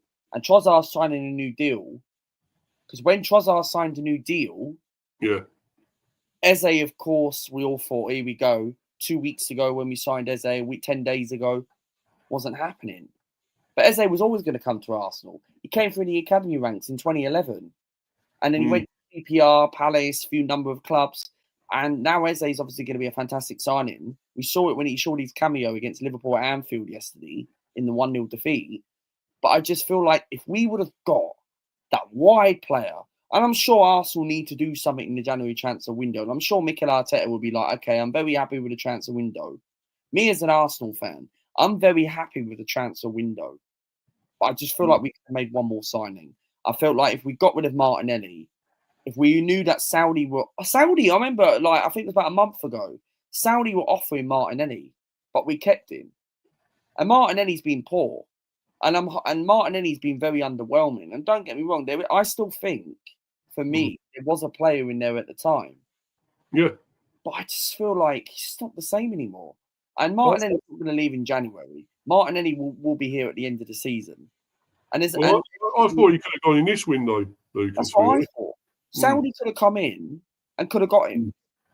But the Saudi transfer window isn't sold. I mean, not sold. What am I saying? The Saudi transfer window isn't finished, I don't think. The Turkish league shuts for another 10 days, right? But I think I don't know if we can buy players in Saudi, but I think we can sell players to them. Because I remember the January transfer window this year, we were going to get rid of Trossard. And Saudi offered like 30, 40 million for him. And we bought the guy less. And we kept him because he was an important player as an impact sub. And then Trossard signed a new deal, which, of course, we got Eze on top. And I'm like, okay, fair enough. Martinelli out of Trossard, you keep Trossard. And I like Trossard, don't get me wrong. He was very underwhelming a little bit last season, Mr. B. And Warren chat. Big up shout out to you. Yeah, be up, Warren. I hope you're good, man. Long time. But he was on earlier. Yeah, I saw, man. Big up to you, man. But Trossard, he's better when he comes off the bench. As a starter, no. Yeah, we wanted him. We would have took him. You wanted him, but you got Reece Nelson. I think Trossard would have been better, to be honest. Well, yeah, of course. Really And then do. we could have had Wissa the other way, which I would have been okay with that. But Martinelli, it would be interesting now because with all these directors we've had, like Edu, Sven Mintat, all them lot under Emery and Mikel Arteta, we've never done any great business. The last time we done a very good business in the January transfer window was Pierre-Emerick Aubameyang, because we got rid of Alexis Sanchez, and then Giroud went, Alexis went, 2 players at the price of 1. Giroud went to Chelsea. Alexis he's still playing now. He's gone to Lille, hasn't he, Giroud? Yeah, and he's killing it. He scored a couple of goals the other week. He's 38 years old and he's still killing it. Yeah. And he was going to retire, and he hasn't retired. Yeah. Alexis Sanchez is still playing. Right? Yeah. Like, I would have taken Alexis Sanchez back. Some great players still playing. Modric, I mean. Yeah. You know, Modric. Yeah, Modric is killing it at the age of 40. Yeah. Right? But this is the thing. People might say to me, oh, Luca, you're being silly, mate, because Alexis is old. Yeah, but still, you need a backup. He's better than Raheem Sterling, mate. Sterling's a free agent. Don't be surprised if he goes to a London club. Mate, yeah. Can you imagine if I think Sterling's a free agent. Yeah, we won't have him. No, we don't want him. No way. Surely not. I think if he goes, he's a flop, mate. He flops everywhere. He finished fucking everywhere. He was only good at Man City because City had players around him. Liverpool, he was good. He was good there. Liverpool, he was good. QPR, he started his career. And then, of course, look, Sterling was only good at Man City. He had people like Aguero and David Silva and De Bruyne and all them lot. That's why. Do you understand? Yeah. If he could get his form back, how good he was at one stage, he'd be a great player. He would have been great for you, but obviously he didn't do it, did he? How about Ted Drake, Luca? He could do a job. Who's Ted Drake? I don't know who that is, mate. Who the fuck is he? I don't know. I'm going to Google that. Ted Drake. He might be winding you up, Luca. You never know. Oh, he's an English football player. Oh, is he? He was born in 1912 and died in 1995. Mate, I don't know who that is. What years ago he was an Arsenal player, 1912. Jesus. 103 years old or 113 years old or whatever it is. Yeah, it's a long time, isn't it? Long time ago. Fucking hell. Jesus. But what about Everton though? What getting Grealish and everything? What that's Greenish is a good signing for Everton. Greenish is a very, very good signing for. It's already proved it, and Dewsbury Hall was another good one. Well, yeah. Tyler that's some team they're getting, getting together. Alcaraz, Barry. I think they're going to be right up there. I think they might be mid-table at least, or a bit higher. Everton. I think for me, with Everton this season, who's that? Neil Maupay. I think they will improve. I think they will improve, but I'm still laughing at Warren's comment. But the outgoings for Everton have been good. Dominic Calvert-Lewin was a really good player in there. He's gone to Leeds, isn't he? Like 2016. He played for Northampton Town back in the day, yeah? Yeah. Like Calvert-Lewin, it's just the injuries just really kicked on him. Doucouré, I was very surprised that they released him. I remember when we challenged against Man City in the 2022-2023 season, when we finished 8 points off Man City, we were top of the league for 247 consecutive days. Doucouré bullied us. Like, even at Watford, at his days, he was quality, right? When Watford used to always beat us at the Emirates, right? And also in behind closed door matches. I'm quite surprised they managed to get rid of him. Everton have had a decent transfer window. Bringing in Jack Greenish, the fans love him. They love him already. After 5 minutes, Jack Greenish comes into the door. He's been good. I think Everton will not finish top half of the table. I think they've got good signings. Top 10, maybe? Top 10. They're not good enough to get Conference League and League flat. Not yet. Yeah, but they're going to be a lot better than they have been, aren't they? Because they'll be a lot better. Yeah, but what phrase is David Moyes in? Moyes Moyes, of course, I said this when I went live on Instagram yesterday, right? David Moyes, what phrase is David Moyes in? Yeah. Like. Would you have had him at Arsenal? Would you take him as manager there? No way. But David Moyes, he's won a European trophy over Mikel Arteta. Yeah, exactly. Yeah. And David Moyes, right, worked with Mikel Arteta when Arteta was a player. And we signed him in 2011 for 10 million on a 4-year deal and then retired in 2016. So they've had a decent transfer window. Leeds United, Calvert-Lewin, good signing for them.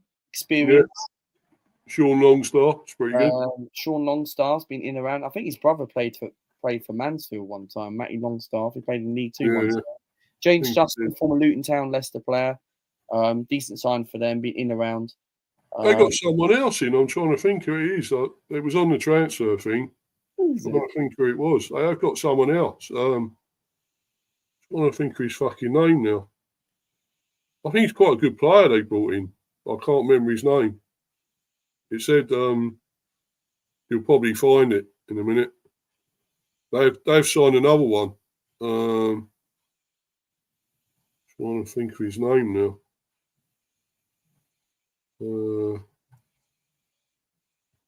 Yeah, try and get that up. Try and find that, mate. See who Leeds have got in. Proved offer. Hold on. Is it Brendia? No, not Brendia. Harry Wilson, that's it. Harry Wilson. MK doesn't even sign anyone. Jesus. Yeah, it's Harry Wilson they brought in. Yeah, Harry Wilson's a good signing. Yeah, that's pretty good. Yeah, Bamford. They released Bamford, didn't they? About Liverpool, though, that's got to be the best window of ever, isn't it? Yeah. Gay over the line, and Isak. Well, they've got it, mate. That's Premier's all theirs, I think. Again, they're going to win the league. They're going to win the league. They needed a centre back. They needed a striker. They've got what it wanted. Isak was obviously happy. This was planned weeks ago, but they just wanted to do it as a surprising day. It's a 10 out of 10 transfer window. Wirtz, of course, now Isak's come in. Hopefully, Wirtz can deliver the ball to Isak. Wirtz, of course, I don't want to speak too soon, but obviously he's not done anything yet. But could obviously still become good. Kerkez against what player was it for Arsenal? I can't remember what player it was. I think it might have been not Madueke, was it? No. Was it Martinelli? I don't know who was marking Kerkez. I can't really remember for us. Well, he had no joy against him. They couldn't get past him, did they? He's quality. He's quality. He's a proper leader, right? Yeah, man. He had the offside goal yesterday. Was definitely offside yesterday. I thought they were going to give it, but they didn't. But Ekiteke, quality. He's good. Yeah, great. Signing. Frimpong injured, of course. Yeah, an injury-prone player, but of course he is. There's a player in there. So I think Liverpool 10 out of 10, and I think they're going to win the league.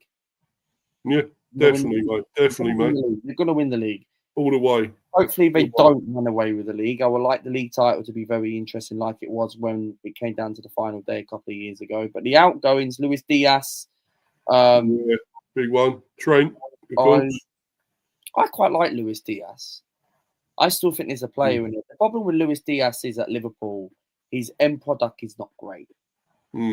And he huffs and puffs and all that. He hesitates a little bit, but he's very good at pacey. Bayern Munich is killing it. German league's different compared to the Premier League. They got a big lot of money for him as well. 65 million's good. What about? I'm surprised Trent only went for. Is that just 10 million? He went for? Yeah, 10 million quid. He should have been loads more than that, shouldn't he? Well, yeah, because his contract expired. Oh right, I see. Yeah, contract expired. And fucking Nunes to get 56.6 for him. Fucking hell. Yeah, of course. He ain't no good. He fucking scored twice against us, though. Yeah. Like Ben Gannon Doak, they got rid of him. Good player. We were linked with him. So. But he's gone, he went to Bournemouth. So, Man City. I thought some of these were good. Reinders, but he didn't do a lot. I call him Peaky Blinders. He was shit, actually. Reinders. Yes. Reinders. He's not. Yeah. Really, he's not. I haven't really been paying attention to Man City. Of course, I've obviously seen their highlights and that. But Reinders is a quality signing. He's not really hit the ground running. Cherky's been poor. He's out for 2 months. I had to take him out of my fantasy dream team yesterday. Like Cherky's out now, and 34 million, 46 million. City have now got Donnarumma. I look at Man City signings. They're not. Rangers is quality. Don't get me wrong. He's brilliant. I've watched him at AC Milan. Blake Norris, not bad. Good player. Scott Carson got released. He's the free agent. He might as well have his boots. He might as well go to the League 2 club. De Bruyne, of course, left on a free. Walker, 5 million. His career was over anyway. Jack Grealish on loan. I think they said Gundogan's going somewhere as well. I think City have had a good transfer window. Not bad, mate. Not bad. I think better. Some of them are good. Getting that goalie, Donnarumma, he's probably the best one. Donnarumma is probably like the best signing out of the whole lot. Yeah, I thought they were pretty poor though the other day. To be honest, I really did. It's Brighton, but Haaland ain't really firing as such. He got a goal, but I thought he was poor, and a lot of them were. So maybe Pep might walk, mate. He might go this season. Oh yeah, 100%. He won't. I don't think he'd like it if they don't win anything again. They win nothing again, he'll be gone, surely. Man U. Bramo. What a signing, Cunha. Sesko. Man United, Brian Mbembu. Well, being an all right signing, I'm sure he'll come good. He scored goals. I mean, I know he missed one against Grimsby. Penalty. He's in my fantasy dream team. I think he got me like 10 points. So, Cunha, not really been great recently, but I think he's a player where he has a bit of an attitude problem. The bullet on that. I did like Cunha quite recently, a couple of seasons ago, but not now. Sesko, thank God Arsenal did not sign him. Yeah. I said this in multiple times. Definitely dodged the bullet. Sesko is rubbish. Absolutely rubbish, because 73.5 million. There was a release clause in there. Sure. Yeah, well, Man United have got him. Good luck to him, but not great. You probably got the better one out of him, Gyökeres, really. Yeah. Ericsson released as well. Johnny Evans released. Lindelof released. Rashford to Barcelona. Yeah, it was quite a strange one. Yeah, and of course Newcastle, as we know now, got some in. Visser to add to that. Malanga, they've actually done some decent signings.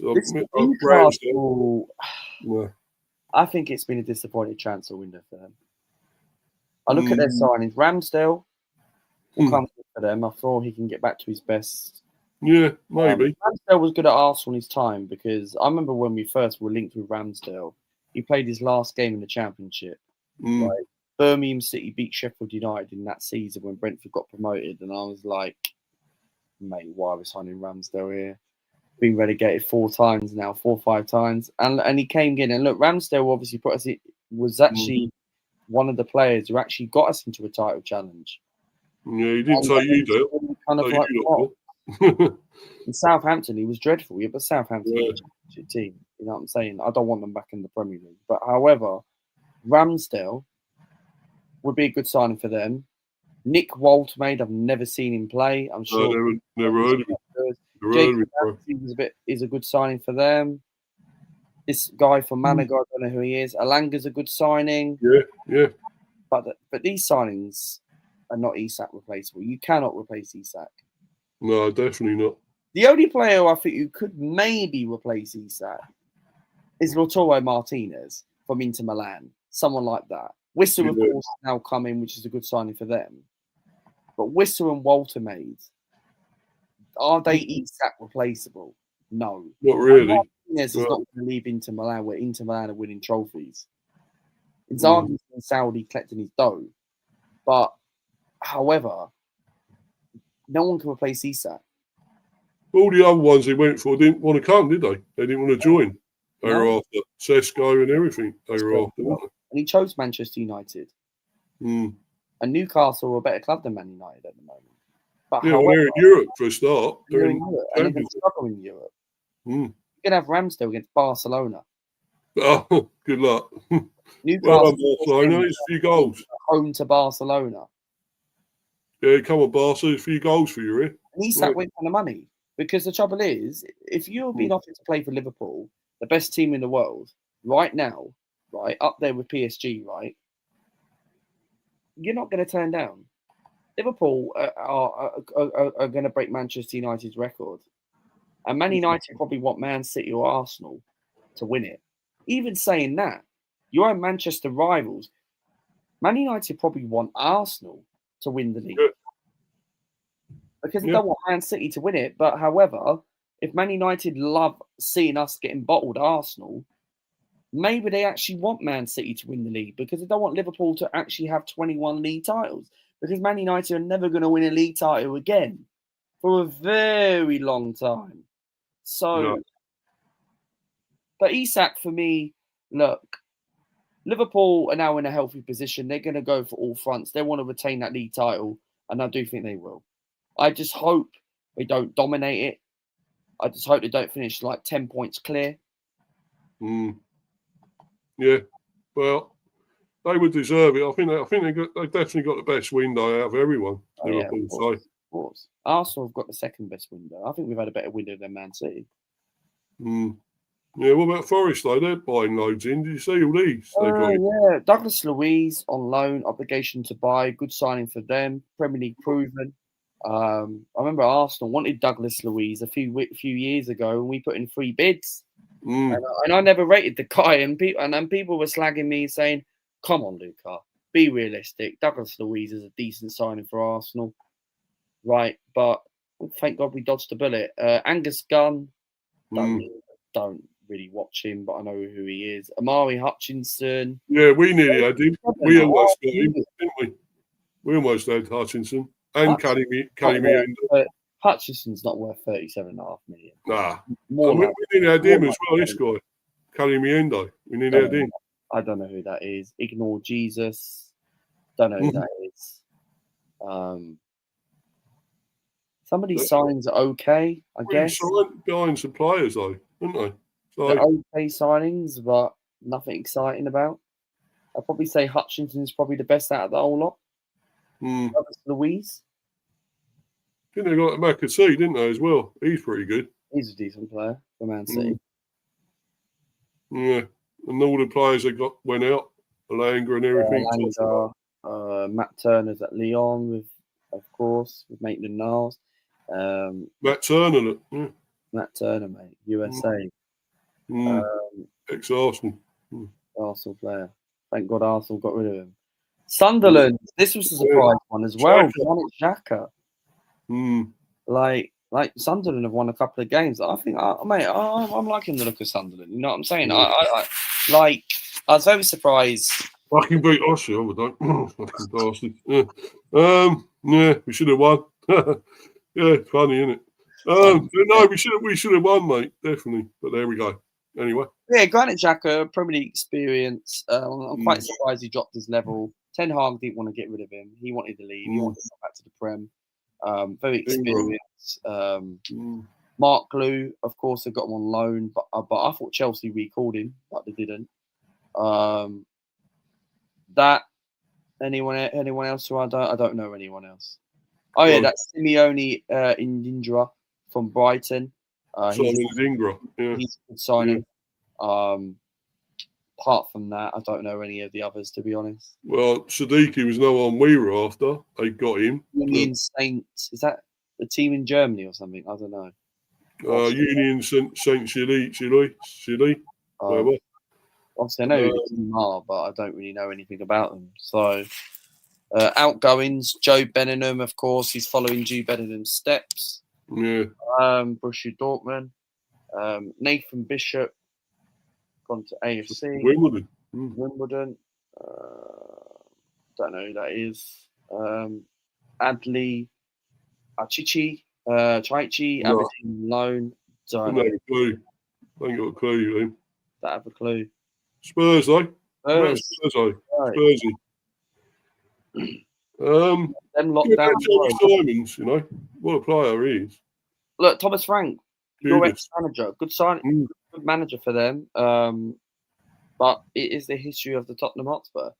Like they always seem to start the season very well, and then you hear their fan base saying, "Oh, we're title contenders." No, they're nowhere near. When Arsenal, when we beat Tottenham, right? When we play them in November, we will beat them very comfortably, right? So, yeah, they need to be quiet, right? And look, their signings, Kudus, good signing for them.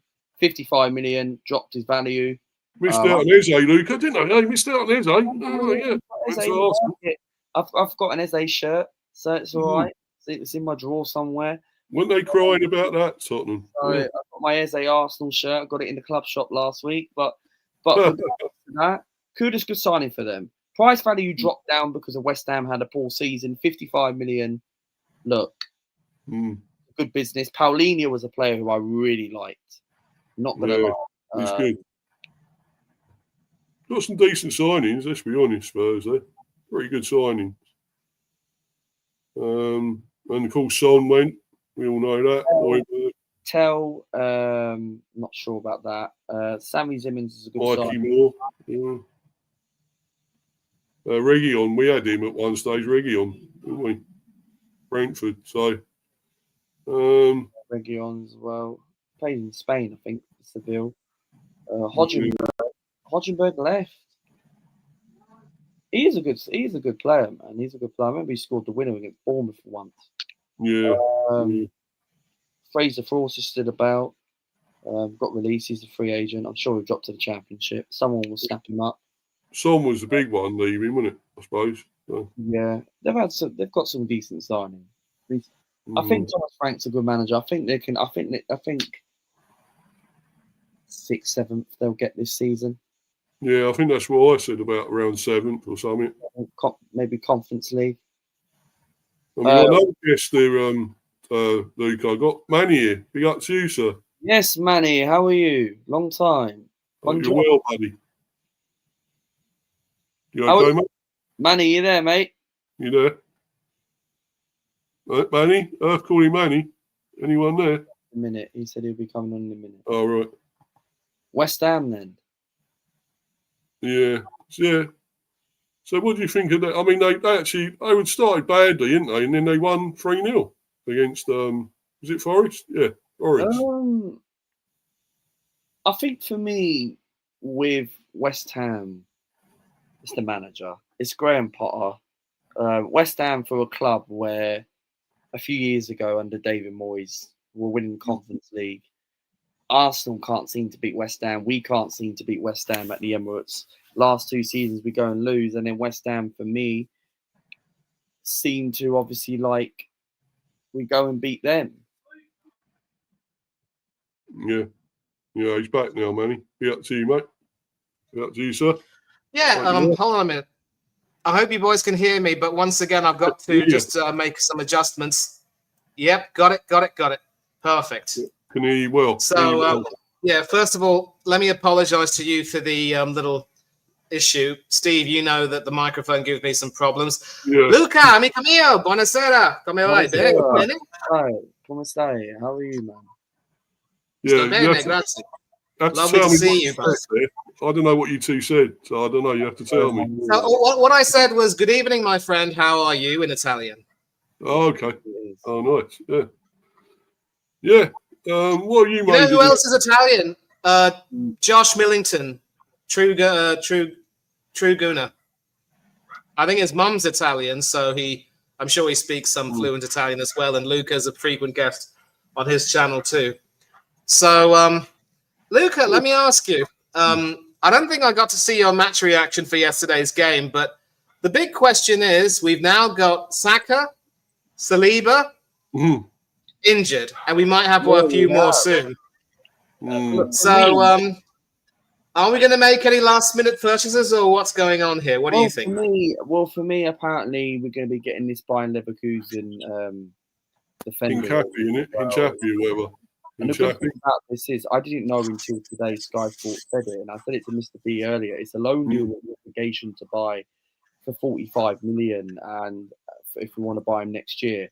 And I think it's a good signing, but I rate the transfer window. I rate it 6.5, 7 out of 10. The only thing I'm a bit disappointed that we haven't addressed that left-hand side winger. And I know it's and the game yesterday itself, I was very disappointed and underwhelmed at Ray. And I think it comes down to Mikel Arteta, because the first half, 2 poor teams, right? Never expected that, right? And Arsenal fans, were getting all confident. I thought the game was going to end up being a draw in this rate. This was the best chance to go and beat Liverpool at Anfield with the goals they conceded before they got Mark Gay and Isak over the line today. And the trouble is now, that first half, we controlled the game very well. And the only best player who actually played well in that game was Noni Madueke. And now Saliba is now injured, and it's only a twisted ankle. We don't know, obviously, the full time scale. There was a little rumour saying he could be back after the international break. We don't know. And I think he probably will be back after the international break, because Arteta admits that he could have carried on, but lucky Arteta made the bold choice to take Saliba off. And the second half, for me, the substitutions, this is a habit with Mikel Arteta. And this is, and people know my personality about Arteta. I've been doing a YouTube channel for a very long time now. And the trouble is, the substitutions, he leaves too late, right? Eze should have started the game. This was the perfect opportunity. That first half, you go and control the game and go toe-to-toe against the champions, against Liverpool at Anfield, the best team in the world, right? And you don't start Eze.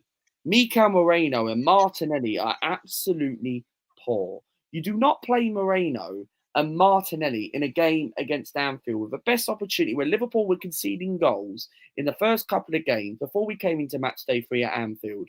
It should have been Zubamendi, Rice, Eze, or Wanyerni. Then you play Eze on the left-hand side. And when Eze came on, he showed his cameo for 15, 20 minutes, and he looked good. He was trying. He was taking an opportunity inside the box, outside near towards the white line of the box. And then Gomez or someone blocked it. And then we couldn't really equalise. And then he hesitates and panics and brings Max Darwin on. Don't get me, Max Darwin's going to be a quality player in years to come. But the guy's only 15 years old and is just about to go into GCSE level. And this is the problem. Like, this really frustrates me about Mikel Arteta. Like, there shouldn't be an excuse. Like, I'm hearing fans are saying, oh, Eze just come in. No, he signed when we played Leeds United about 9-10 days ago. It's not like he just signed for 5 minutes ago or yesterday. Like, Eze had a whole transfer window week. Like, Eze had a whole for a whole week. Training. And should have started against Liverpool, because when we controlled that game against the champions, Gyökeres wasn't getting the chances and the serves. And this even happened in pre-season. And this is why I just think it just comes down to Mikel Arteta. And it frustrates me why he better start Eze. We've got our striker now. We're getting our centre-back from Bayern Leverkusen. Right? We're waiting for the announcement. Right? Yeah. It's a 7 out of 10, 6.5 window.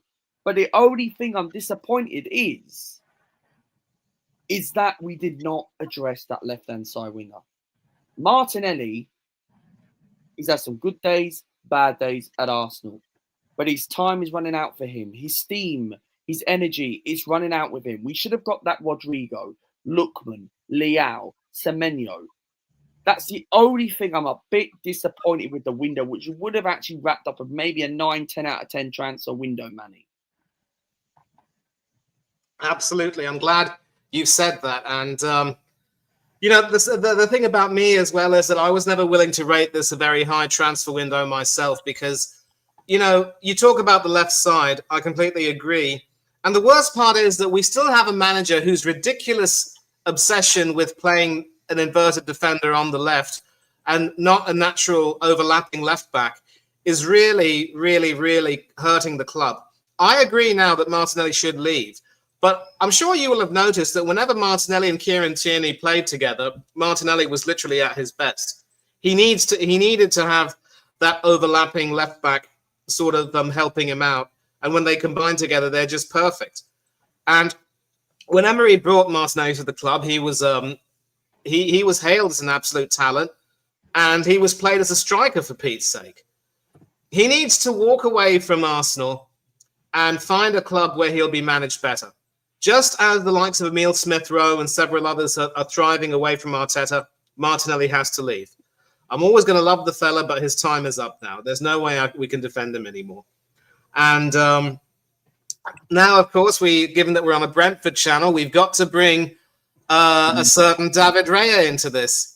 One of the things which I like about Steve is that whenever, a player or a manager decides to leave the club and go elsewhere, as much as he is maybe grateful for their service, he has no problem saying, bip, bip, cheerio, and moving on. I like that. I like that strength in him, and I wish I had that strength sometimes. And talking about David Raya, his positioning again, he's a wonderful shot stopper, great reflexes, but positionally, his sense is abysmal. Whether it's, not standing in the right place for a free kick or being lobbed from distance, I don't know if, Steve, if I can bring you into this, I don't even know if Raya conceded any similar goals like that when he was playing for you lot, did he? He did, mate, yeah. Yeah, he did do it, yeah. Only occasionally, though. It was only now and again, so hardly anything. But, he will do it. He's a cock-up king, don't worry. He will do it. So yeah, exactly. And one of these days, eventually, people were raving over Aaron Ramsdale, but then, we had that debacle against Sporting Lisbon and a few other gaffes, and people started to turn against him. And it won't be long before people turn against Raya as well. So, I'm not really convinced with him. I don't know if necessarily Kepa will be up to the job of being an understudy. We haven't really seen him play. Maybe he'll get his chance in the League Cup. But surely the signing of Gyökeres, he's only scored, I think, twice against Leeds, I think. But, I'd like to think that he does have a big future with us. He just needs to have his support players, providing better service. What say you, Luca? Well, yeah, look, for me, Gyökeres, Arteta's not getting the strengths to Gyökeres. And look, I do think Gyökeres will come good. We're all over the moon. We're so lucky that we dodged a bullet and actually avoided Benjamin Sesko, because look, Gyökeres, for me, I do think he will come good. But Eze has to start. Do you know what I'm saying? Eze has to start every single game, because when we do play Forest after the international break, I want to see Eze start. And because Gyökeres is a player now, whether it does come down to Mikel Arteta, Manny, he's a guy that needs to plays the ball to the strengths. And that's something where I do think Arteta needs to think about that during the international break, when he watches people like Gyökeres for Sweden, Eze for England. Absolutely. I'm glad you agree with that. Yeah. And so, I mean, obviously now, we've got to make sure that we regroup after this break, because I think a lot of people have pretty much made it clear that, our chances of winning the league have now taken a bit of a hit. Because if we're not willing to approach these games with the kind of courage that we need, the type of determination to do really, really well, then, we don't deserve anything, because, as they say, a faint heart will never win you the fair lady. And if you're not courageous, you won't win a championship. We should have had a 4-2-3-1, preferably Eze in the 10 and Madueke and Nwaneri on either side, and then Gyökeres up front, Zubimendi and Rice in the double pivot, and the back 4 and 5 would be as you were. But as soon as I saw the lineup and saw that he was playing a 4-3-3 with Mikel bleeding Marino in the lineup, I told myself, no chance. Absolutely no chance. Yeah, terrible, man. Terrible lineup. But there we go. And he put the handbrake on again, isn't it? Handbrake FC. You know, you're so negative and defensive rather than attacking. And it's the same shit, isn't it, really? That's why you're not going to win anything this season. People laughing at me saying you lot to finish fourth. No. It's a possibility. You'll finish fourth and win nothing. That's what I'm thinking. Yeah. And Steve, let's talk about the bees. You know, you are still showing that you are more than capable of buzzing and stinging. Yeah, but that Sunderland game, I think you'll look back on that as a missed opportunity, right? Oh, definitely, mate. Definitely. Well, we should have won it, let's be honest. I mean, if we had actually had a proper penalty taker instead of Kevin Shardy, he was no smooth operator there, was he? Let's be honest. And, you know, really, we should have had Damsgaard or Thiago taking it. And then, you know, it would have been settled, I think. I think we would have won that. I would definitely do. But there we go. I think Sade gave Sunderland the kiss of life there, didn't he? We certainly weren't in paradise after that one, I tell you. But no, but it's not great. And I don't think the window's been amazing. I mean, got some decent ones in. Ratara, quality. I really do rate him. Obviously, Nelson now. I don't know. He's okay, but nothing awesome, nothing special. I thought Henderson's okay in the end. He's still not a bad deal, I guess. Malambo will be really good. But other than that, I don't know. It's not been amazing as well. I'd probably give it around the 6 or 7, if that. Yeah, but I'm going to tell you what, though. I think, you know, sadly, I haven't been able to watch much football these days, but I think I can speak for a lot of people and Luca when I say that you've shown in your 3 games, I mean, maybe not so much against Forest, but definitely against Villa and Sunderland, that you have more than enough about you to stay up. And so hopefully those people who, you know, were predicting that you would go down will start eating their humble pie. And I think all you have to do is just continue playing the way you're playing and just cut out the mistakes, and you should get some more points. Yeah, definitely. Looks like Donnarumma's deal is done. Man City has gone there. So that's final, I think. Gahey set to stay at Crystal Palace. Mark Gahey's moved to Liverpool is off, and the defender is set to stay at Crystal Palace. Mark Gahey's gone to Liverpool? I don't know. He had the medical, didn't he? Wait, what? It's gone. It's off. Yeah, but here's an interesting thing. We've got Warren in the chat here. You know, if you just scroll down a bit, please, Steve. There's an interesting thing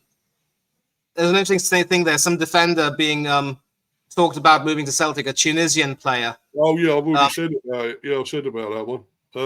Beautiful. Tanetki or whatever is it? Tanetki or? Yeah, I mean.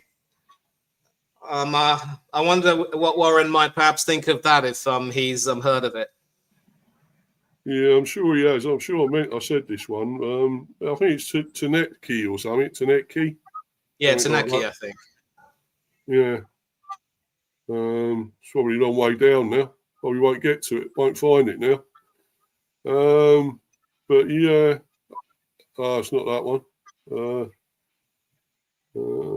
It's a long way down. Asensio's gone to Fenerbahce, so he'll be playing against Aston Villa in the Europa League. And I enjoyed watching Asensio play for Villa last season. There was talk of getting him back. He was eager to come back, but sadly it fell through. And now this gifted Spaniard's gone to Turkey. But fortunately or not, he won't be playing under Jose Mourinho. No. No, definitely not. But yeah. I think it's been a few good deals go through, and it's been an interesting window, I think. What have you made of it, Manny? The window? Oh, well, obviously there's been a lot of stuff that's been happening and not been happening. I just came back from a back session at the gym. It has closed, I think. Of course, one big headline is that Emi Martinez will be staying at Aston Villa. Now, I'm sure you'll remember my WhatsApp chat where I told you that if he did decide to move to United, I would lose all respect for him. Thankfully, United ended up playing much less for a younger goalkeeper. So they said, why should we pay double that much for a guy who's much older, even if he is a world champion and a 2-time Copa America winner with Golden Gloves in all those tournaments? So obviously there's a lot of talk about whether or not Emi can find his way back in. Personally, I think he should be given a second chance, but also, Emi will have to try to smooth things over. And, I think with a cricket connection, it kind of reminds me as well about the whole scandal with Kevin Peterson, how he was, temporarily exiled after those ridiculous text messages. He obviously, by that time, Andrew Strauss had retired and Alistair Cook wanted his star batsman back in. So KP had to go through a process of reintegration. But what angered me about that was that those culprits who were responsible for that stupid Twitter account where they were literally mocking him from within the dressing room were neither named nor shamed, despite the fact that Alex Stewart confirmed that there was a Twitter account going on and he wasn't listened to. And I think Warren obviously will, have a lot to say about that. And maybe we'll talk about that a little bit later on. But, in the same way, KP did get reintegrated. He was a big part of our series win in India with that beautiful innings at the Wankhede Stadium in Mumbai. But then obviously, and then of course in the home Ashes series, he scored a brilliant century at Old Trafford, which, helped us draw that match and put us in contention to retain the Ashes and, of course, win the series. But then, of course, you had that Ashes tour from hell and he was made the scapegoat. It angered me so much. Of course, now there's no point in talking about that, but I think similar to that, we need to, once we find out the full story, I think Emi's going to have to do a lot of work in terms of, really mending fences with the fans. Because if you take a look at Twitter, a large number of Aston Villa fans have literally, been sort of throwing all sorts of bile and invective towards him. And even I've said, not on Twitter, but to you, Steve, that if he did move to Manchester United, I'd lose respect for him. Because let's face it, United are quite frankly a busted flush of a club right now. I mean, they don't have European football. And they got knocked out of the League Cup by a League Two side, Grimsby Town. So anybody who actually believes that United will have some chance of being able to recapture the glory days within even the next 5 years, I'm sorry, but they're living in a fool's paradise. You only need to take a look at how even teams like Liverpool and others have struggled for a long period of time before coming back into the high life, as Steve Winwood would say. If you look at that, you'll find out that it's not going to be very easy, and United will find it even all the more difficult unless they can solve all the internal problems. And it's just disappointing that this is happening to Villa due to not getting Champions League football and PSR being a real pain in the backside. But I think when you take a look at the Europa League draw they have, there's no reason why they shouldn't qualify for the top 8 and go through to the next round and possibly go ahead and win it. And if Spurs could win the Europa League despite having an awful league campaign, there's no reason why Aston Villa can't do it. Even Nottingham Forest might be in with a chance. But I just hope that Emi will mend fences and that he will have a better season. He's got points to prove and also to win again. And hopefully, he can start the process of winning back the love of the fans. And if there are any fans who say, if there are any Villa fans, you've gone to Hamburg, right? You've gone to Hamburg. Luke has gone to Hamburg. Look. What happened? Hamburg? Me? Oh, yeah. Yeah, me gone to Hamburg. You know what I'm saying? No. That doesn't look like Luca at all. I mean, like, Luca doesn't have that much facial hair. And people say look like Fabio Vieira, dark skin, half Italian guy. You know what I'm saying? Fabio Vieira was Portuguese. People say look like T-Break. Teabag, yeah. Teabag, not tea-break.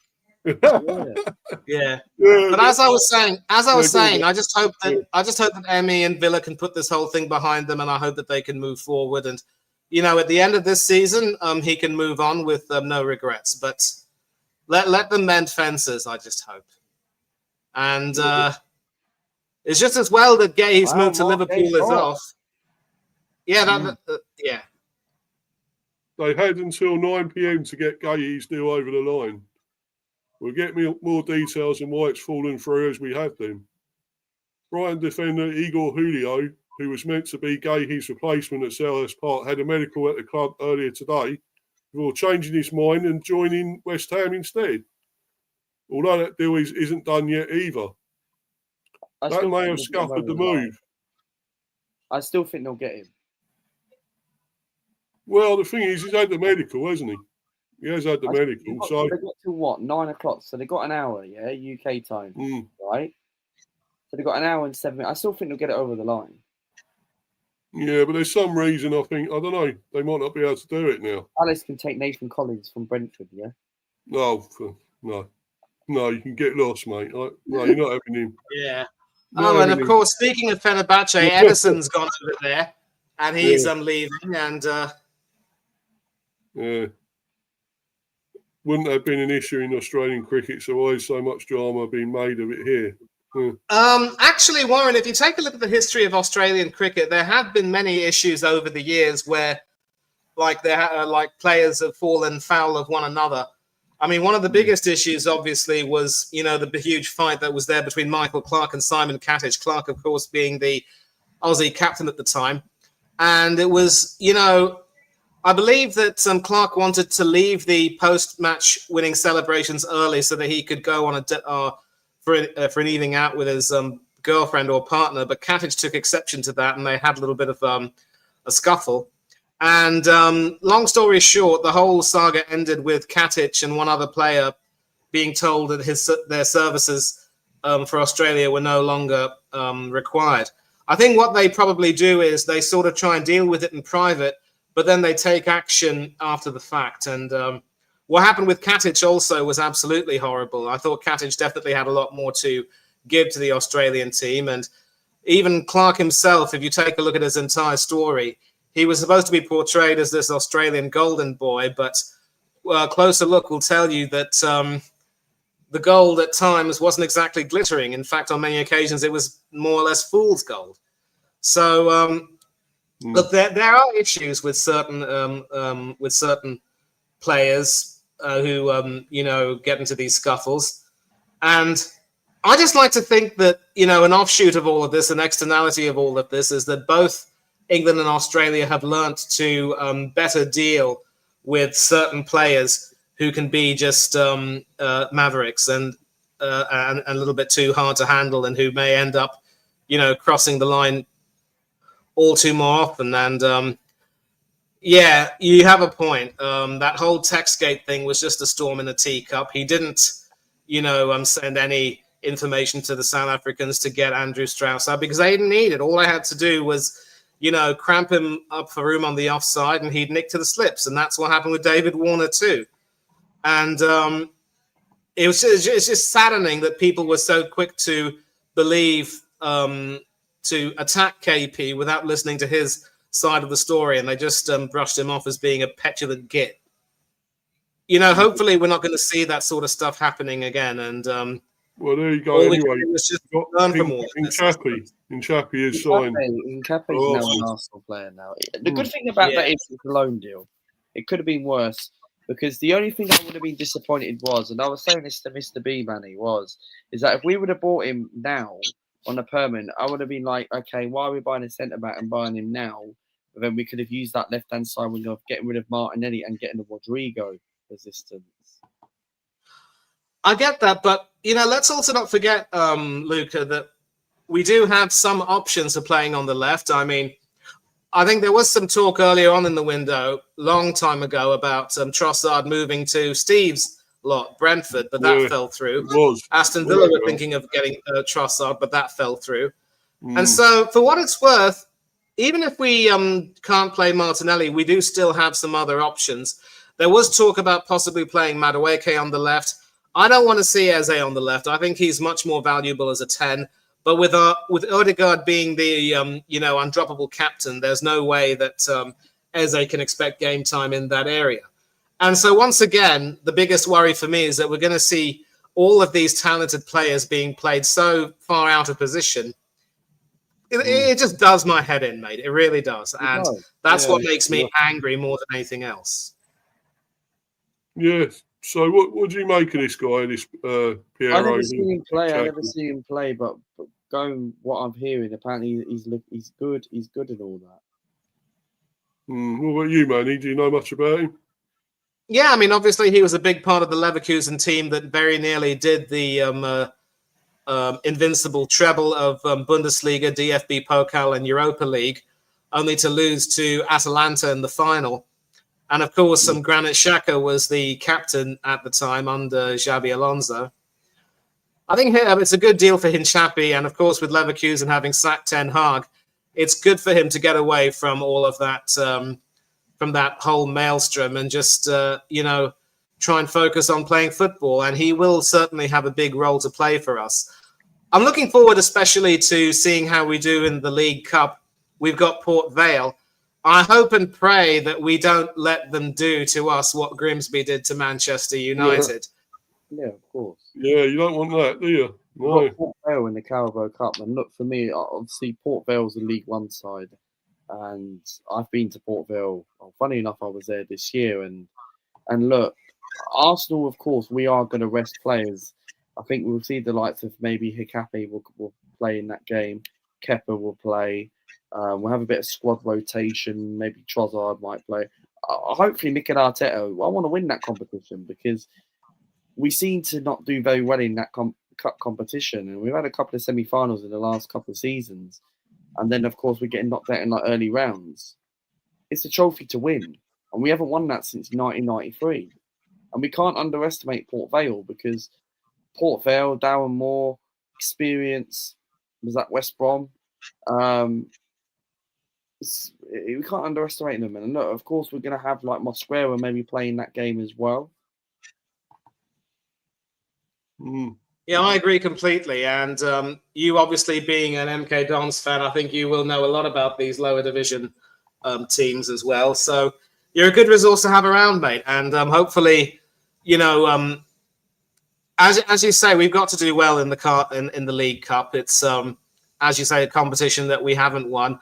Last season was a good opportunity for us, but we allowed Newcastle to, literally they made us chumps instead of champs, quite frankly. Oh, they literally dumped us. And I think, Warren, what you're saying is more or less correct. Unless we change our approach and really take things seriously, we won't win trophies again. And, with Arteta, the big fear is that we won't take the cup seriously.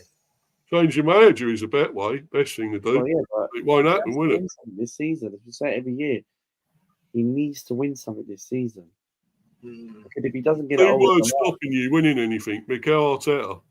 They're the 2 words stopping you winning anything. That's all. Once you get rid of him, then it might happen. But the trouble is, if he doesn't win anything this season and just gets into the top 4, with all this money we've spent, I'm sorry, but he has to be sacked. Yeah. Well, he just does seem too defensive, Luca and Manny. He's too defensive, and he won't change it. At Anfield, he never beat Man City in the Etihad. Is the only two clubs Arteta has not won in the top 6? And 858 days we were undefeated as top 6 till yesterday. Yeah, so Spurs got Kolo Muani, whatever his name is. Yeah, brilliant. Kolo Muani. Yeah. Warren says Luca just sack Arteta now. Yeah, of course I want to sack Arteta now. But I've never been Mikel Arteta's biggest fan. Warren, you know that. I know that. Manny knows that. Mr. B knows that. Everyone else in the chat who's listening to this or not. Yeah. This guy ain't the guy to get it over the line. He's not the guy to get it over the line. This guy, for me, when the pressure gets to him, he never delivers.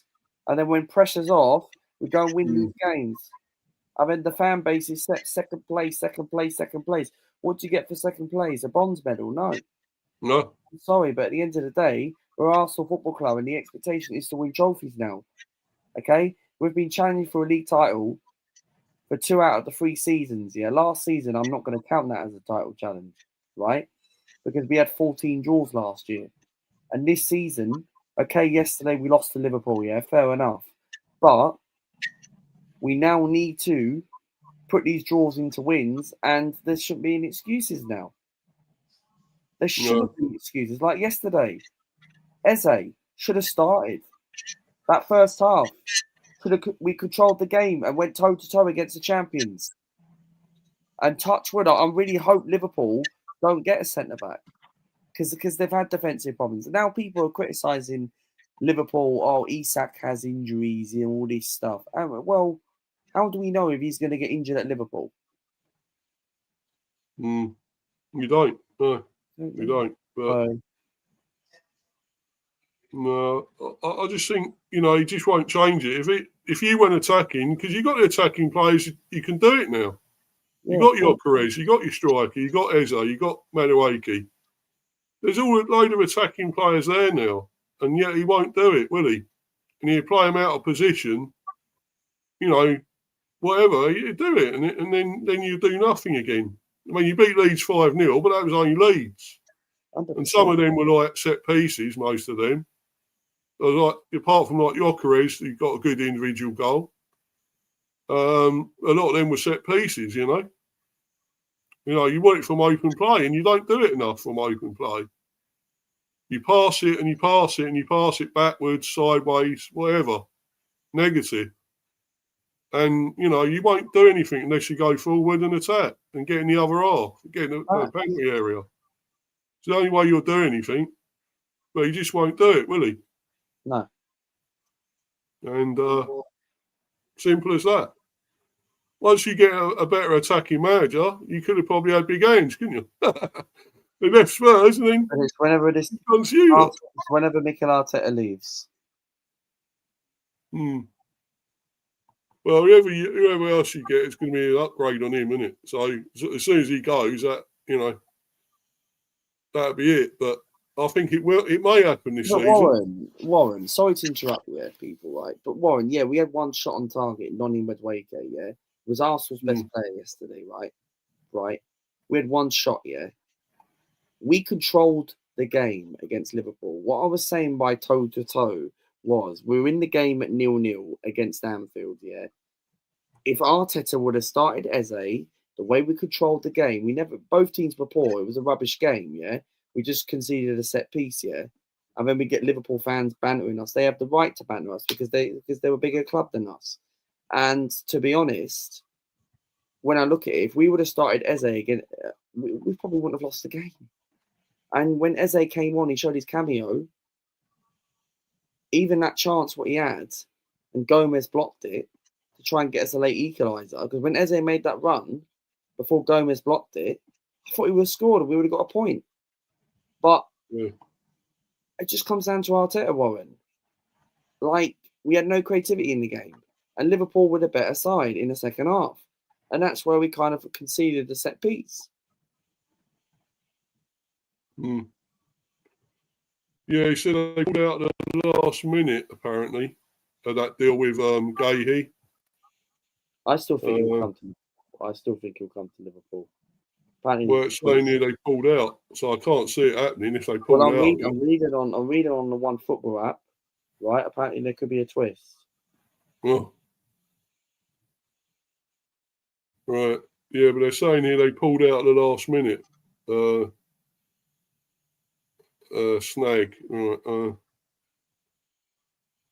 I hope Liverpool don't get Mark Gay. And they haven't signed a centre-back. Yeah. But they've got 53 minutes to get it done. Is it actually 9 o'clock? Yeah, apparently, yeah. They got till then, I think. Yeah, I think 8. Sorry, Manny? What was that? Should be 8 back in the UK now, though, right? Yeah, but I think it's. I think they said they can do it till 9, apparently. Ah, right. Yes, that's right. So, yeah, so they pulled out the deal. Still trying to see. There's supposed to be a reason here for pulling out. I think it's and I see the deal sheet. They got the deal sheet here. Because they have to submit the deal sheet. up until the 7 p.m. deadline, but not afterwards. Things are further complicated for international transfer.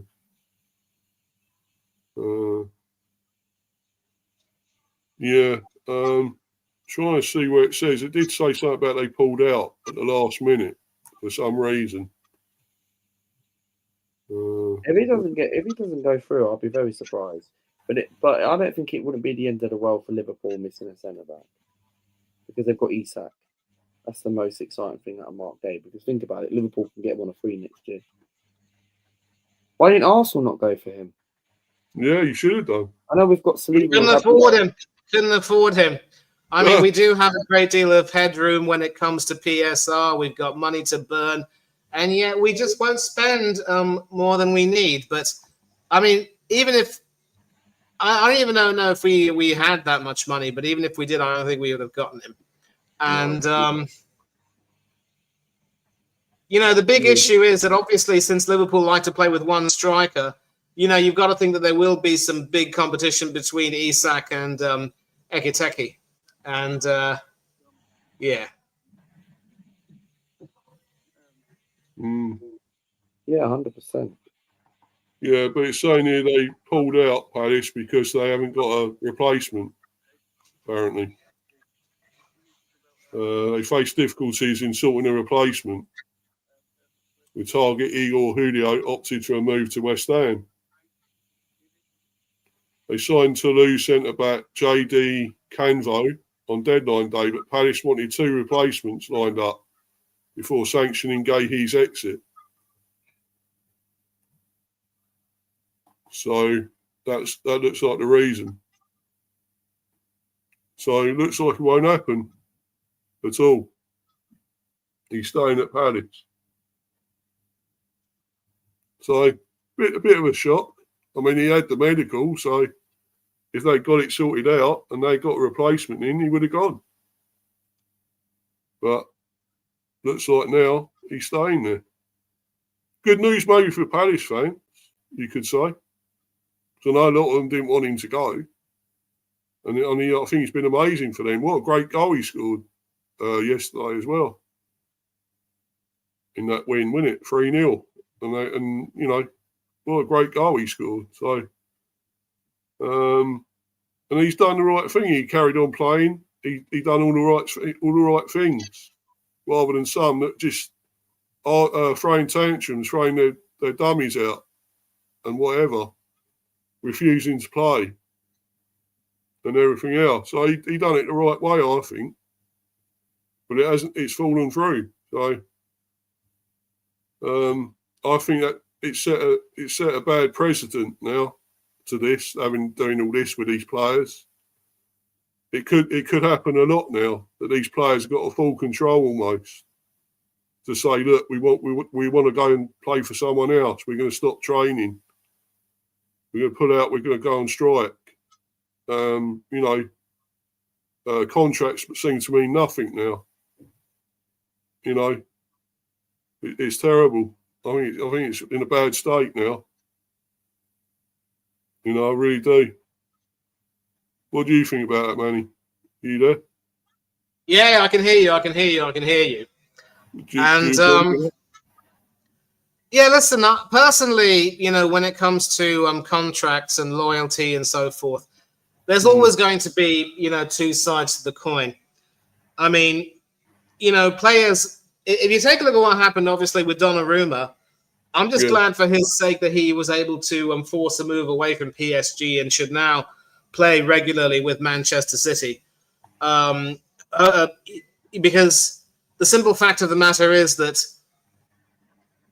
when it comes to the decisions of managers to try to buy some better players and improve the quality of the squad, invariably there are some great players who will end up, missing out. And obviously players have a right to think about playing more football. But if it's just about, trying to force through a deal and earn more money, again, I can't really necessarily support that, especially if a team bases its game plan completely around you as one of the more pivotal players.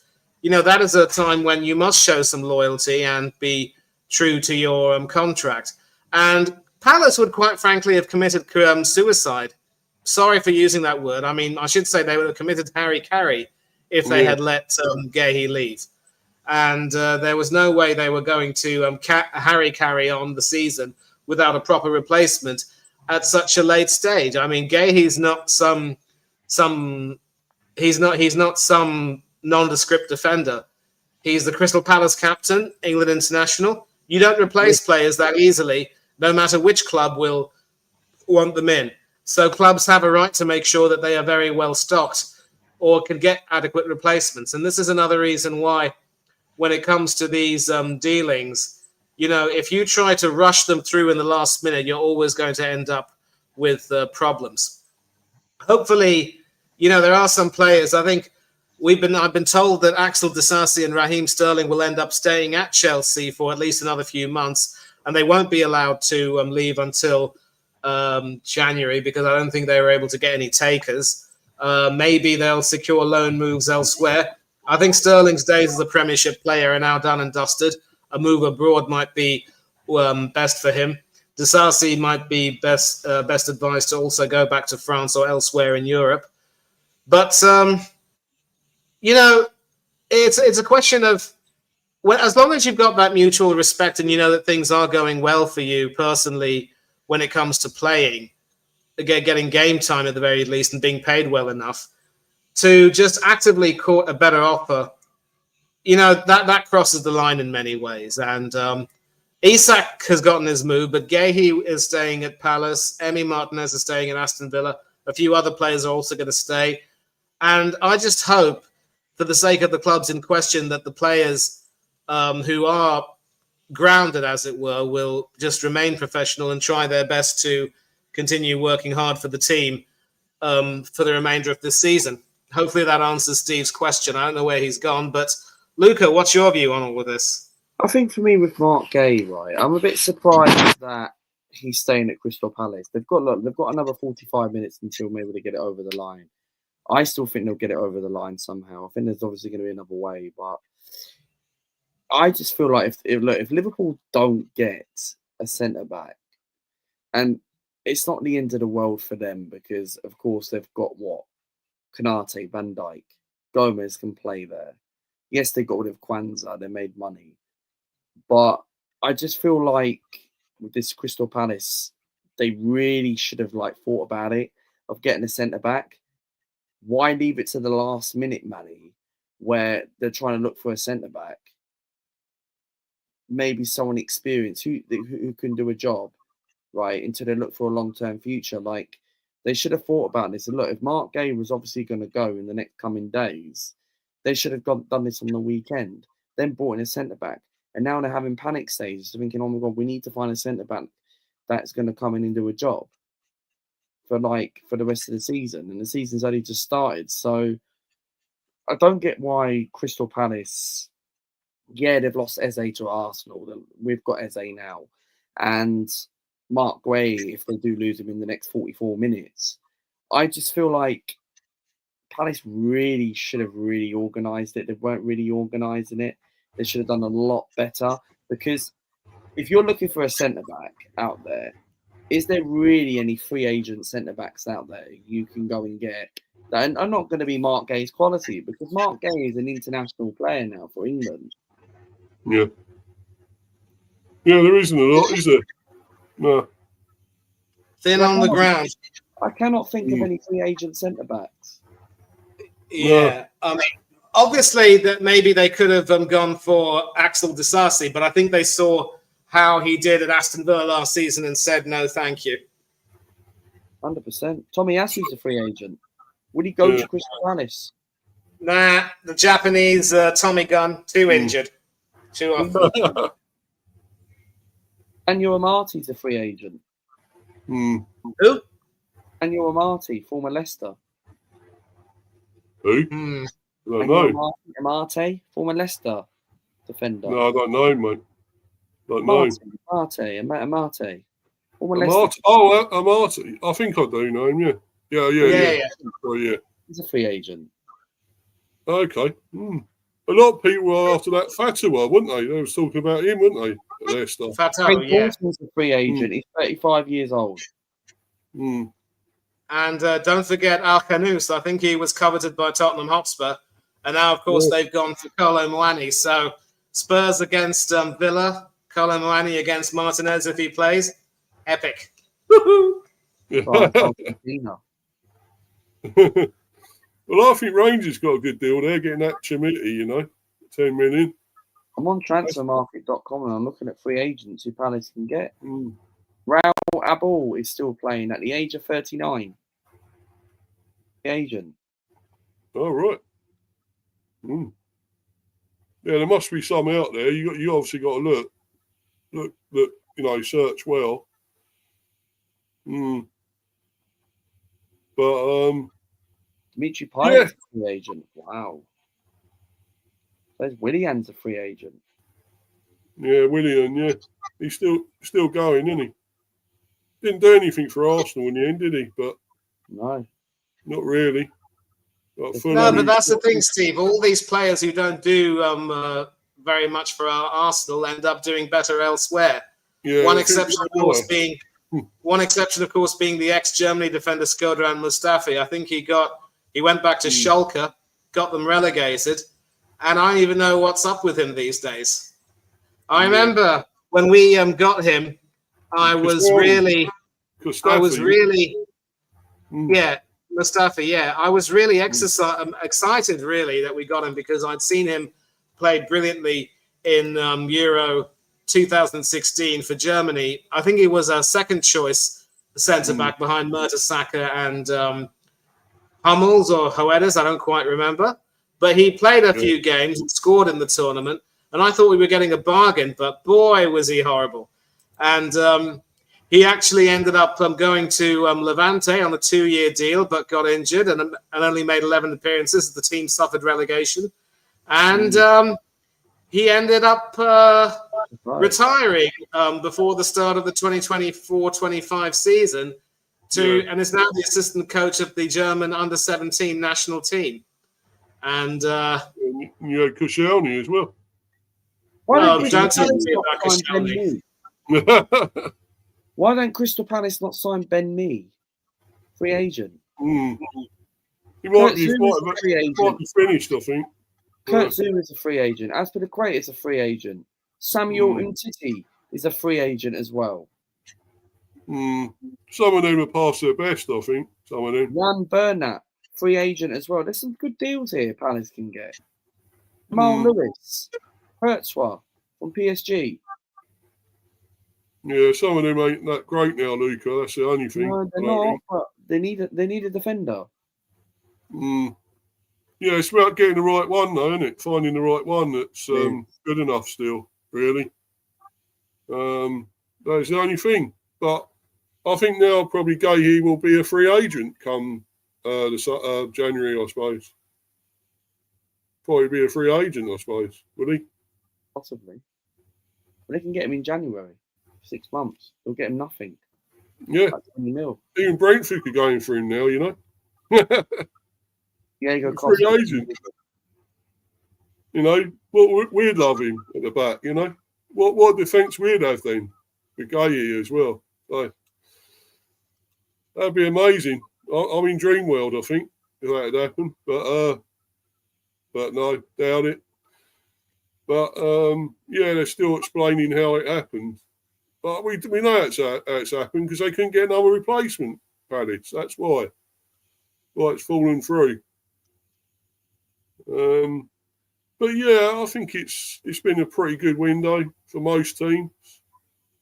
Done a lot of good deals, a lot of things over the line. So, go back to this thing, obviously, when we was looking at the deals, the done deals.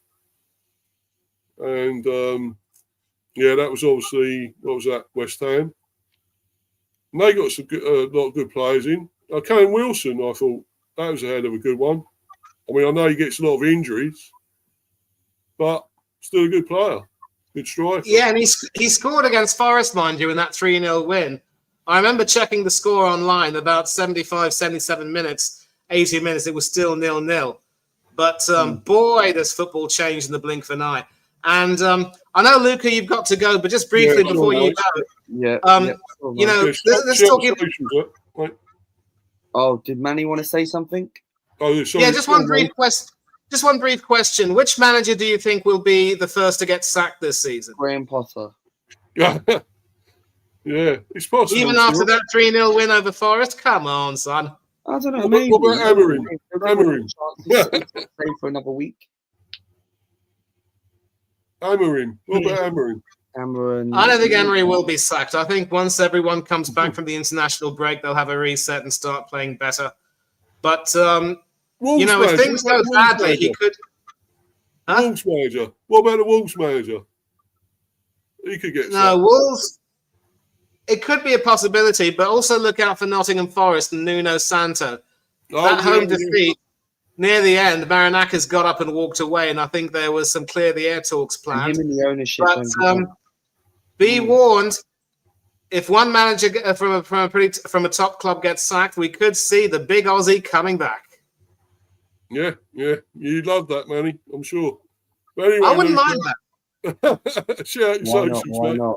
But yeah, of course. Thank you very much. Please do subscribe to the channel. I'm going to be going live maybe around 9 o'clock ish. So I'm going to do a transfer deadline day review show. There will be a live stream tonight at some point. So make sure I'm going to set the stream up in a minute.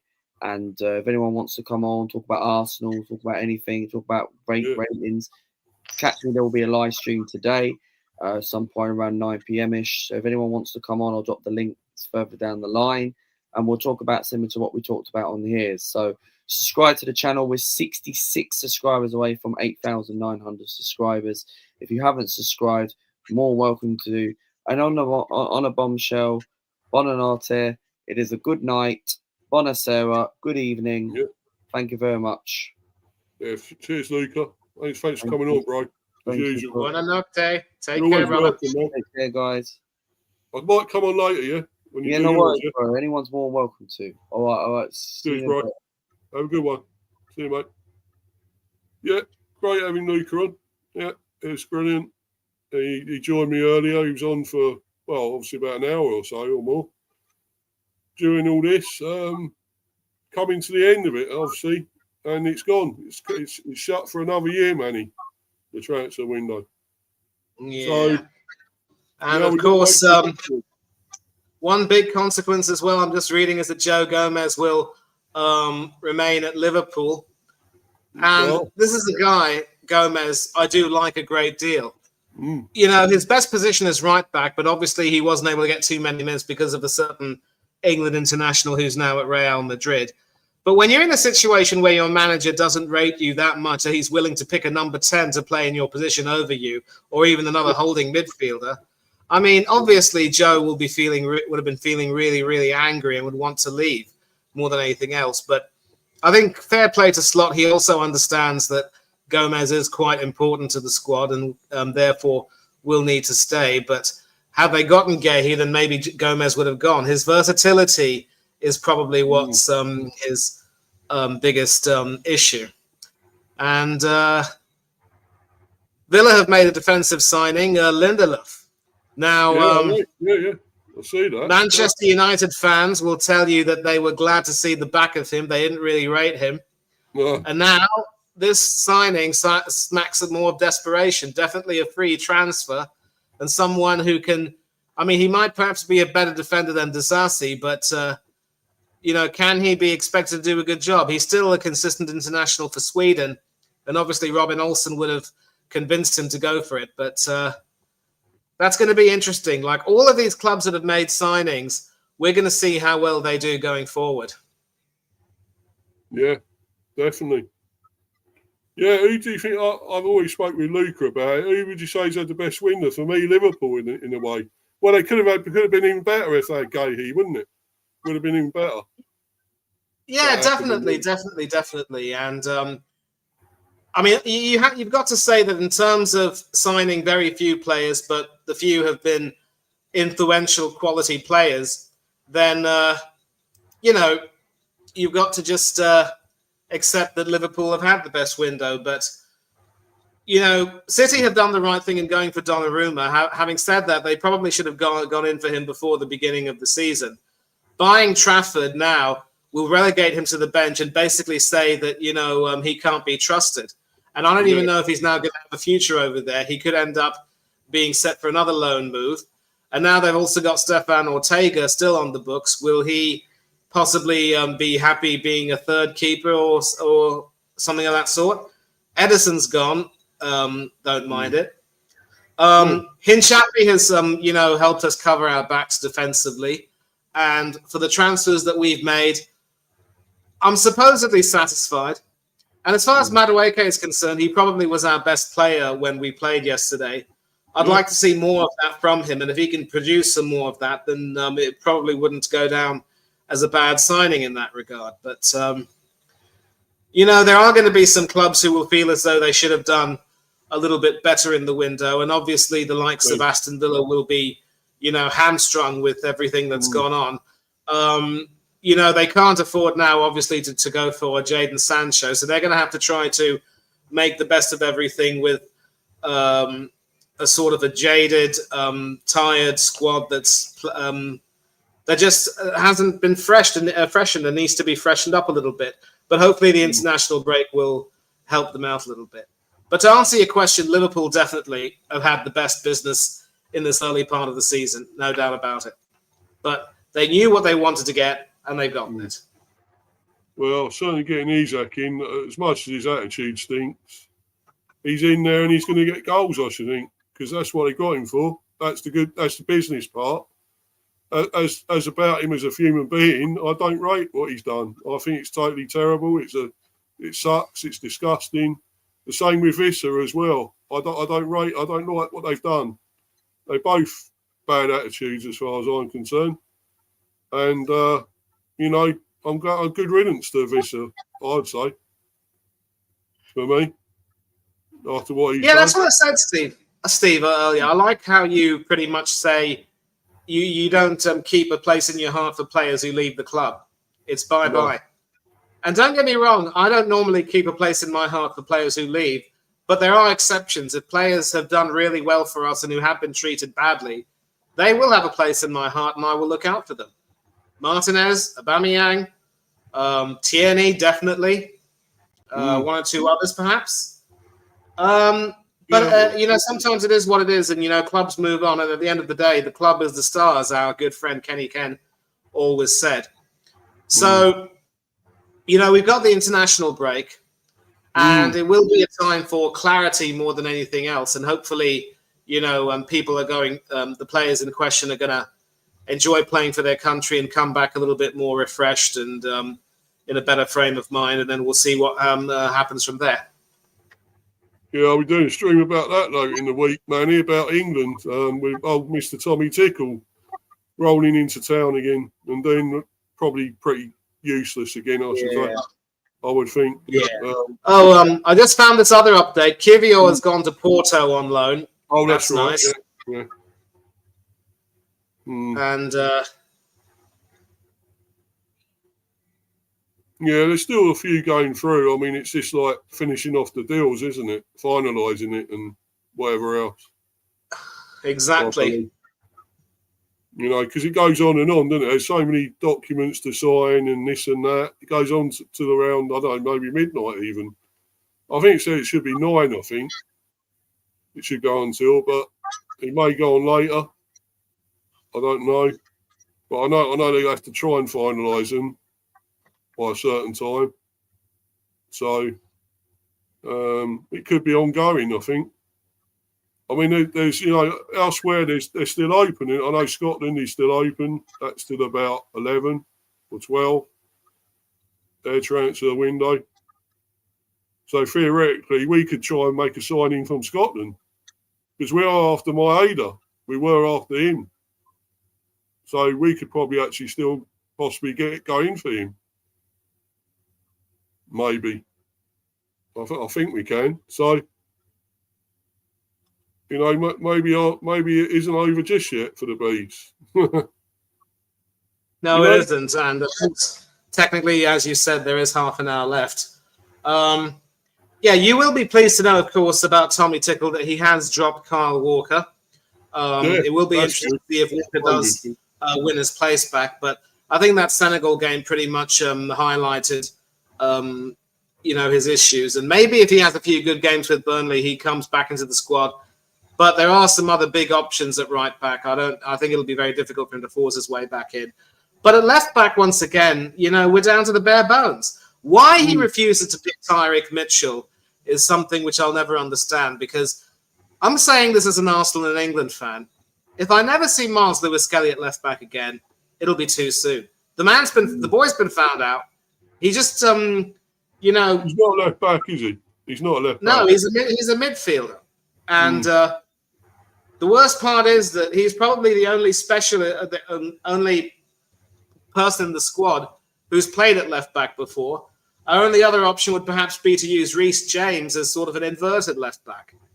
It's just muddled thinking, and I don't know what Tommy's trying to do sometimes. I was a big supporter of him, as you know, but I'm starting to wonder where he's at.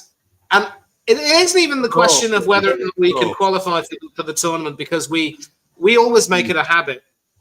I mean, with the exception of the likes of the Wally with the Brolly, and of course Graham Taylor and a few others, we've always qualified for major tournaments, and in recent times we've qualified in style, unbeaten, the whole everything. But in between, when you have games like we had against Senegal at the City Ground, I mean, that was just an ugly, disgusting watch, I have to say. It was awful, mate.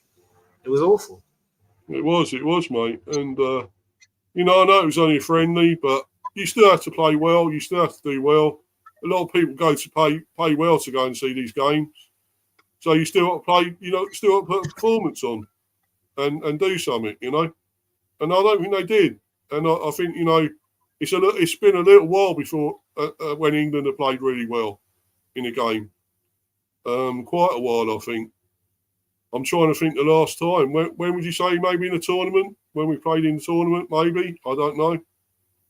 I know we've been pretty poor, mate. And it's, it's about time we actually done something, performed well in front of our fans and got them shouting about it and being happy and excited. It's like they do for the women, the Lionesses, want to repeat of that. And we don't get it with the men. It's I don't know what it is. But we got the players, but we can't seem to do it. I think, to me, it's more of a question of whether or not our players actually have the, the desire to want to play for England, given that they're earning fortunes playing at club level. I think if you were to take a look at the salaries that the women players earn, even if they're playing in the women's Premier League, I don't think they earn anywhere near as much as the men do. And yet some of the women's performances have been wonderful. And, we're able to get together and really do something amazing. And it's been building to that for quite some time under previous coaches, Powell, Sampson, Phil Neville, and now Wiegman. And, hopefully it can continue. But there were a couple of members of her backroom staff that have since left after the Euro success. How she bridges that gap will remain to be seen. Yeah. Well, I just wish we could, be as good as them, because the women can do it and we can't. It's just something wrong there. And, to think we won it all that long ago in 66 and it hasn't, we can't do it since. We haven't been able to do it since. It's strange. And the under-21s, they do it as well. They win it. But it's the England senior men. We can't seem to do it. I don't know what the problem is, Is there something? Is it not picking the right players maybe again? Because it's the same old thing, isn't it? We seem to not pick the players that are on form. Tuchel does it. Now, he don't pick the players that are on form. And the good younger players coming through that we all know have got great ability and talent, raw talent, some of them. Oh, absolutely. I keep telling you at left back, what poor Tyrick Mitchell has to do to be considered for a spot in the England squad, I will never know. But Is Livramento You know- left back, Manny? Is Livramento left back? Is Livramento left back, or is he right back? Livramento is someone who can play on both sides. I think he has been used as a right back and a left back. And then, you know, it sort of reminds you of the Dennis Irwin situation or someone like that who could do well. Personally, I'm not very fond of these versatile players who can play well on both sides because they lack a certain skill. I mean, you know, it kind of reminds me of the stream that I did with Del Boy, Kyle Walsh, and also Niall from the Upper Tier podcast for Warren's channel, where we were talking about the ideal All-Ireland 11. And, you know, Del and Niall were adamant that Dennis Irwin deserved to be the starting left-back simply because he won all those trophies with Manchester United and was a consistent performer. But Kyle and I were saying that, you know, Steve Staunton deserves that.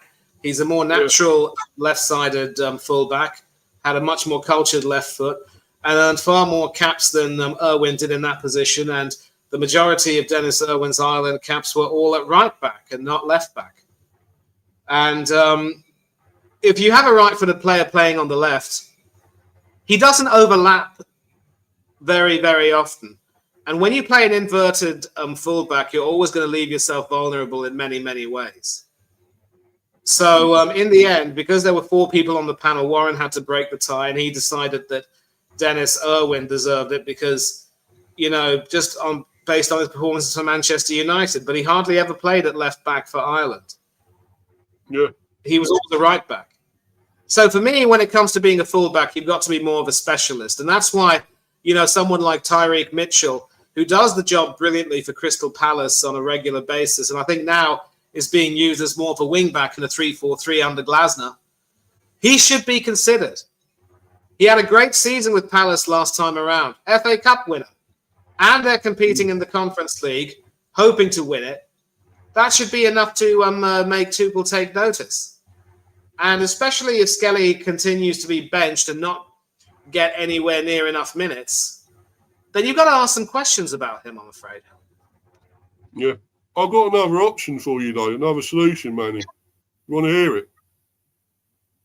Are you suggesting Rico Henry? Yes. How did you know? I was going to say that. How did you know, man? But you're a Brentford fan. This is a Brentford-based channel. You always big up your players. Yeah. When you talk about a left back, who else would it be? I'm just glad you didn't go for Aaron Hickey at right back because he was Scottish. He's Scottish. You know that.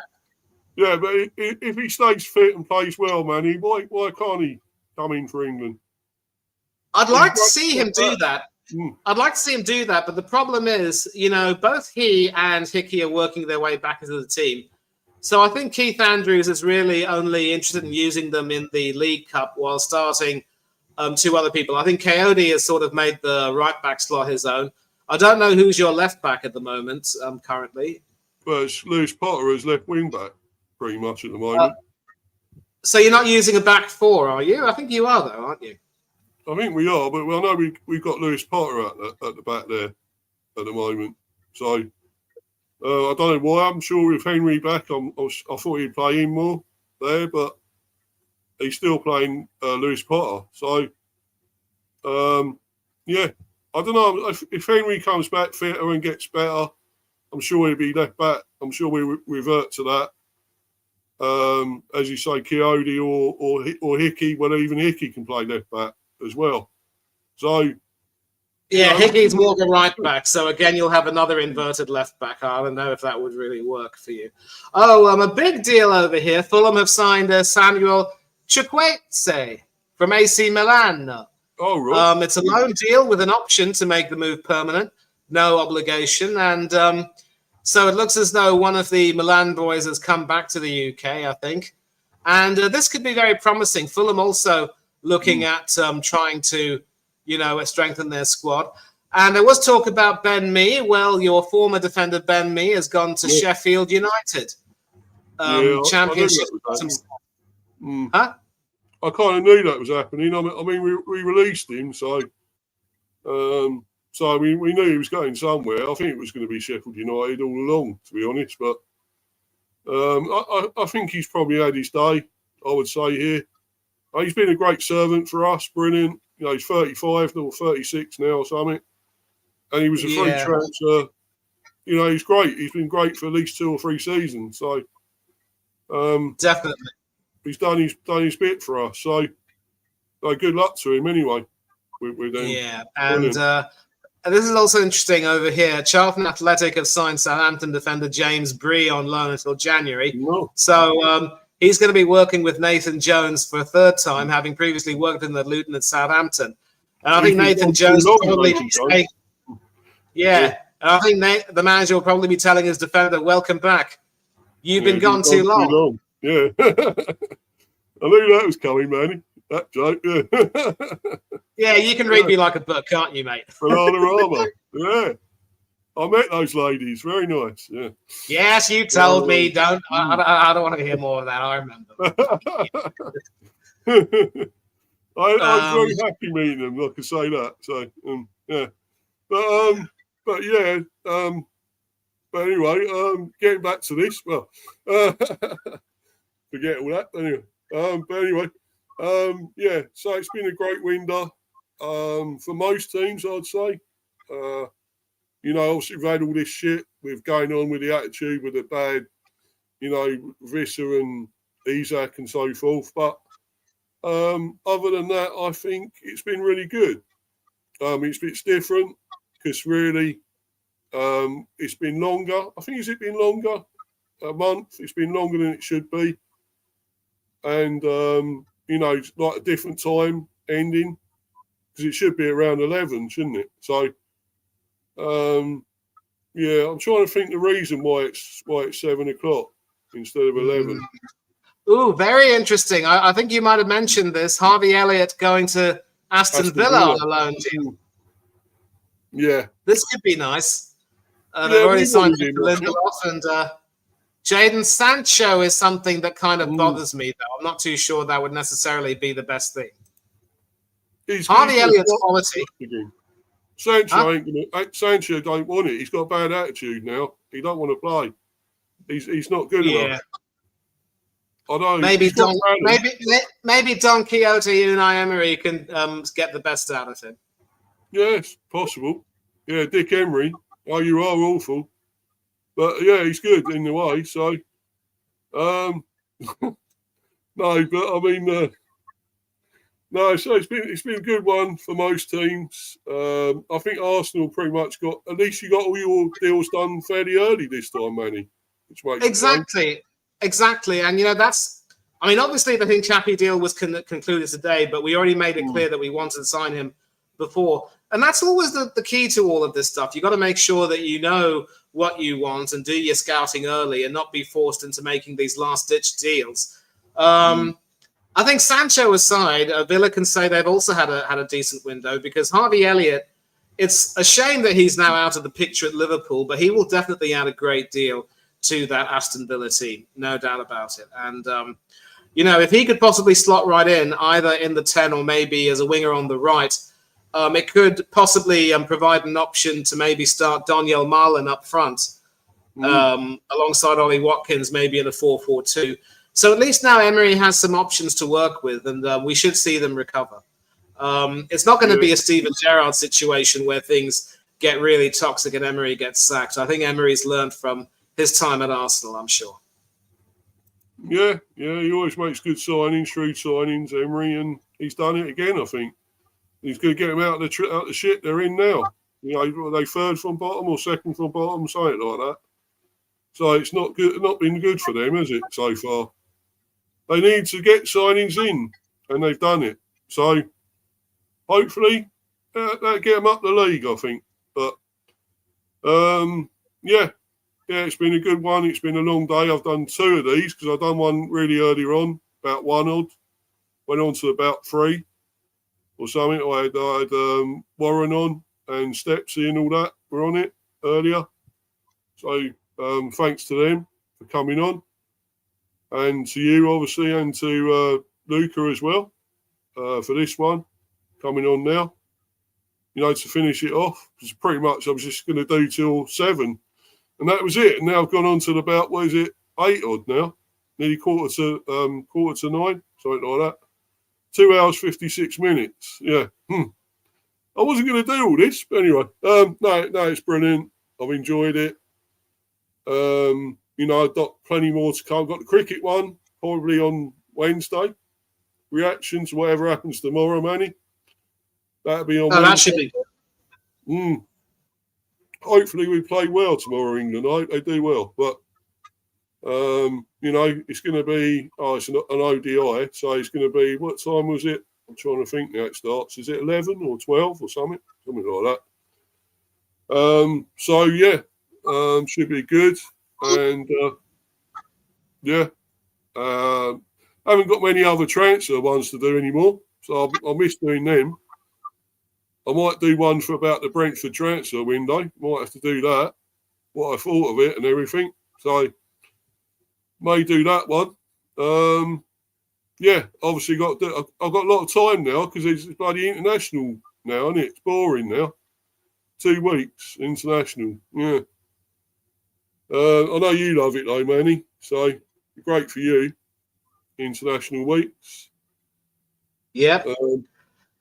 You're happy with it all, but yeah, let's see how we're doing. I just hope we play better and not boring against these low teams. We're playing, Andorra and whatever. Let's perform and do well against them. No boring. But there's a huge cricket update, cricket news, but I think we'll talk about that on the cricket stream. Obviously, now's not the time to do it. But obviously looking forward. Obviously looking forward to the cricket stream later on. We'll talk about that, and of course, I'm going to check BBC and see if there's any more news done. I think no, it looks as though it's it.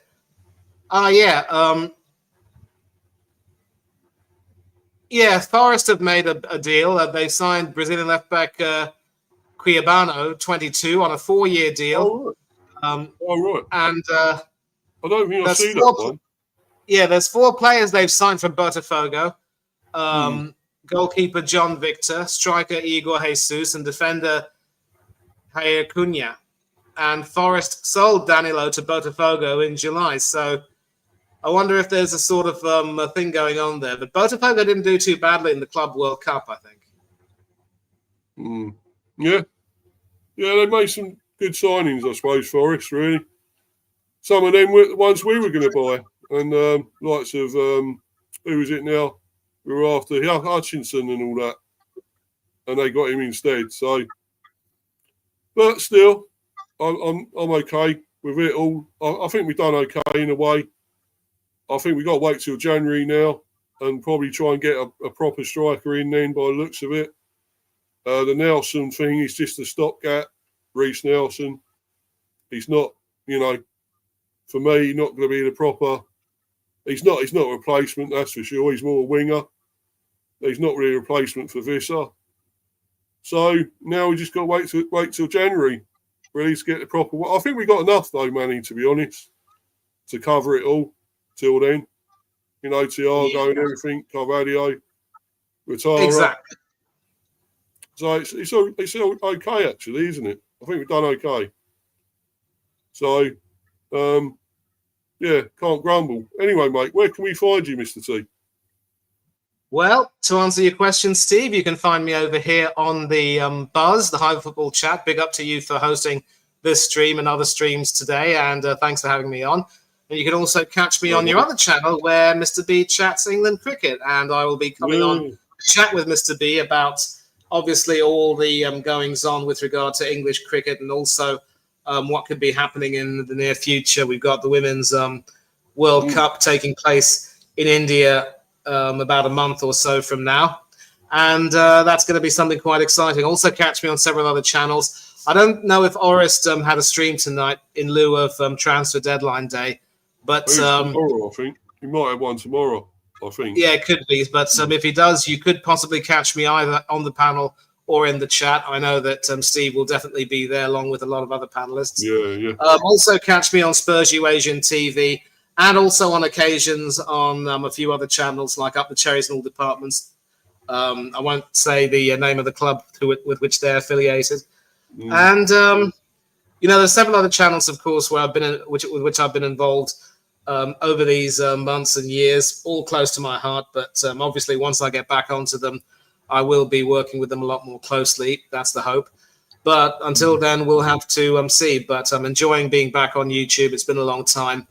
And it always makes me happy to come on these streams and sort of have a chin wag, as it were. So it is, of course, the 1st of September, the beginning of September. It is a Labor Day holiday in the US, but I don't think the UK has a bank holiday today. It is what it is. But also the end of summer, so autumn vibes, of course. I don't know when daylight savings time will be over. That's another pain in the backside we have to deal with. But it is what it is. And of course, as Steve has mentioned, international break. So we get to take a break from club football and enjoy international football, which, as Steve says, I do enjoy whenever I get to watch it. Always good fun. And then once that's done, we're back to the whole club scene after the whole ruckus surrounding this transfer window has died down. So I hope you all enjoy the sporting action that's coming up this week. Of course, tennis from the US Open as well. Can Djokovic finally break that curse, or will it still be the Alcaraz Sinner show in the final? We'll have to see. What's going on with the women as well. We'll find out sooner or later. Until then, nothing much else to say. Enjoy the rest of your week. As always, take care of yourselves. Be safe. Be happy. Do unto others as you'd have others do unto you, and don't do anything that Mr. B or I wouldn't do. Until then, farewell, goodbye, God bless, adieu, amen, and we will see you soon, as always. Good night. Cheers, Manny. Thanks, buddy, coming on. Always welcome. And, brilliant. Thanks to everyone that's watched today. My streams, one earlier, 1 o'clock odd, when I done it in the end. Nearly 1 o'clock till about 4. It was like 2 hours again or something. This is 3 hours now. But thanks for everyone that's been watching. Been great people in the live chat. Thanks to Warren and Stepsy and Manny and Luca coming on today. Thanks to you all. Please keep smashing the likes. Follow me on Insta, Mr. B for Life 182, and subscribe to Mr. B Ivor Football Chat. And Mr. B Chats England Cricket. Brilliant. No, that was earlier. Sorry. Thanks for all that, guys. And the next one will probably be the cricket, or I've got to do reaction to our transfer window. I might do that anyway. That may be later in the week because there's plenty of time now. The internationals on. And I've got to do an international one as well, of course. Talk about shitty England with Tommy Tickle in charge. So I've got to talk about that. So but it's been a great transfer one. Hope you've all enjoyed it and your teams have done well. Until the next one, I'm going to bounce, guys. I'm out of here. Cheers, everyone. Thanks. Till the next one. Cheers, guys. Thanks. Bye.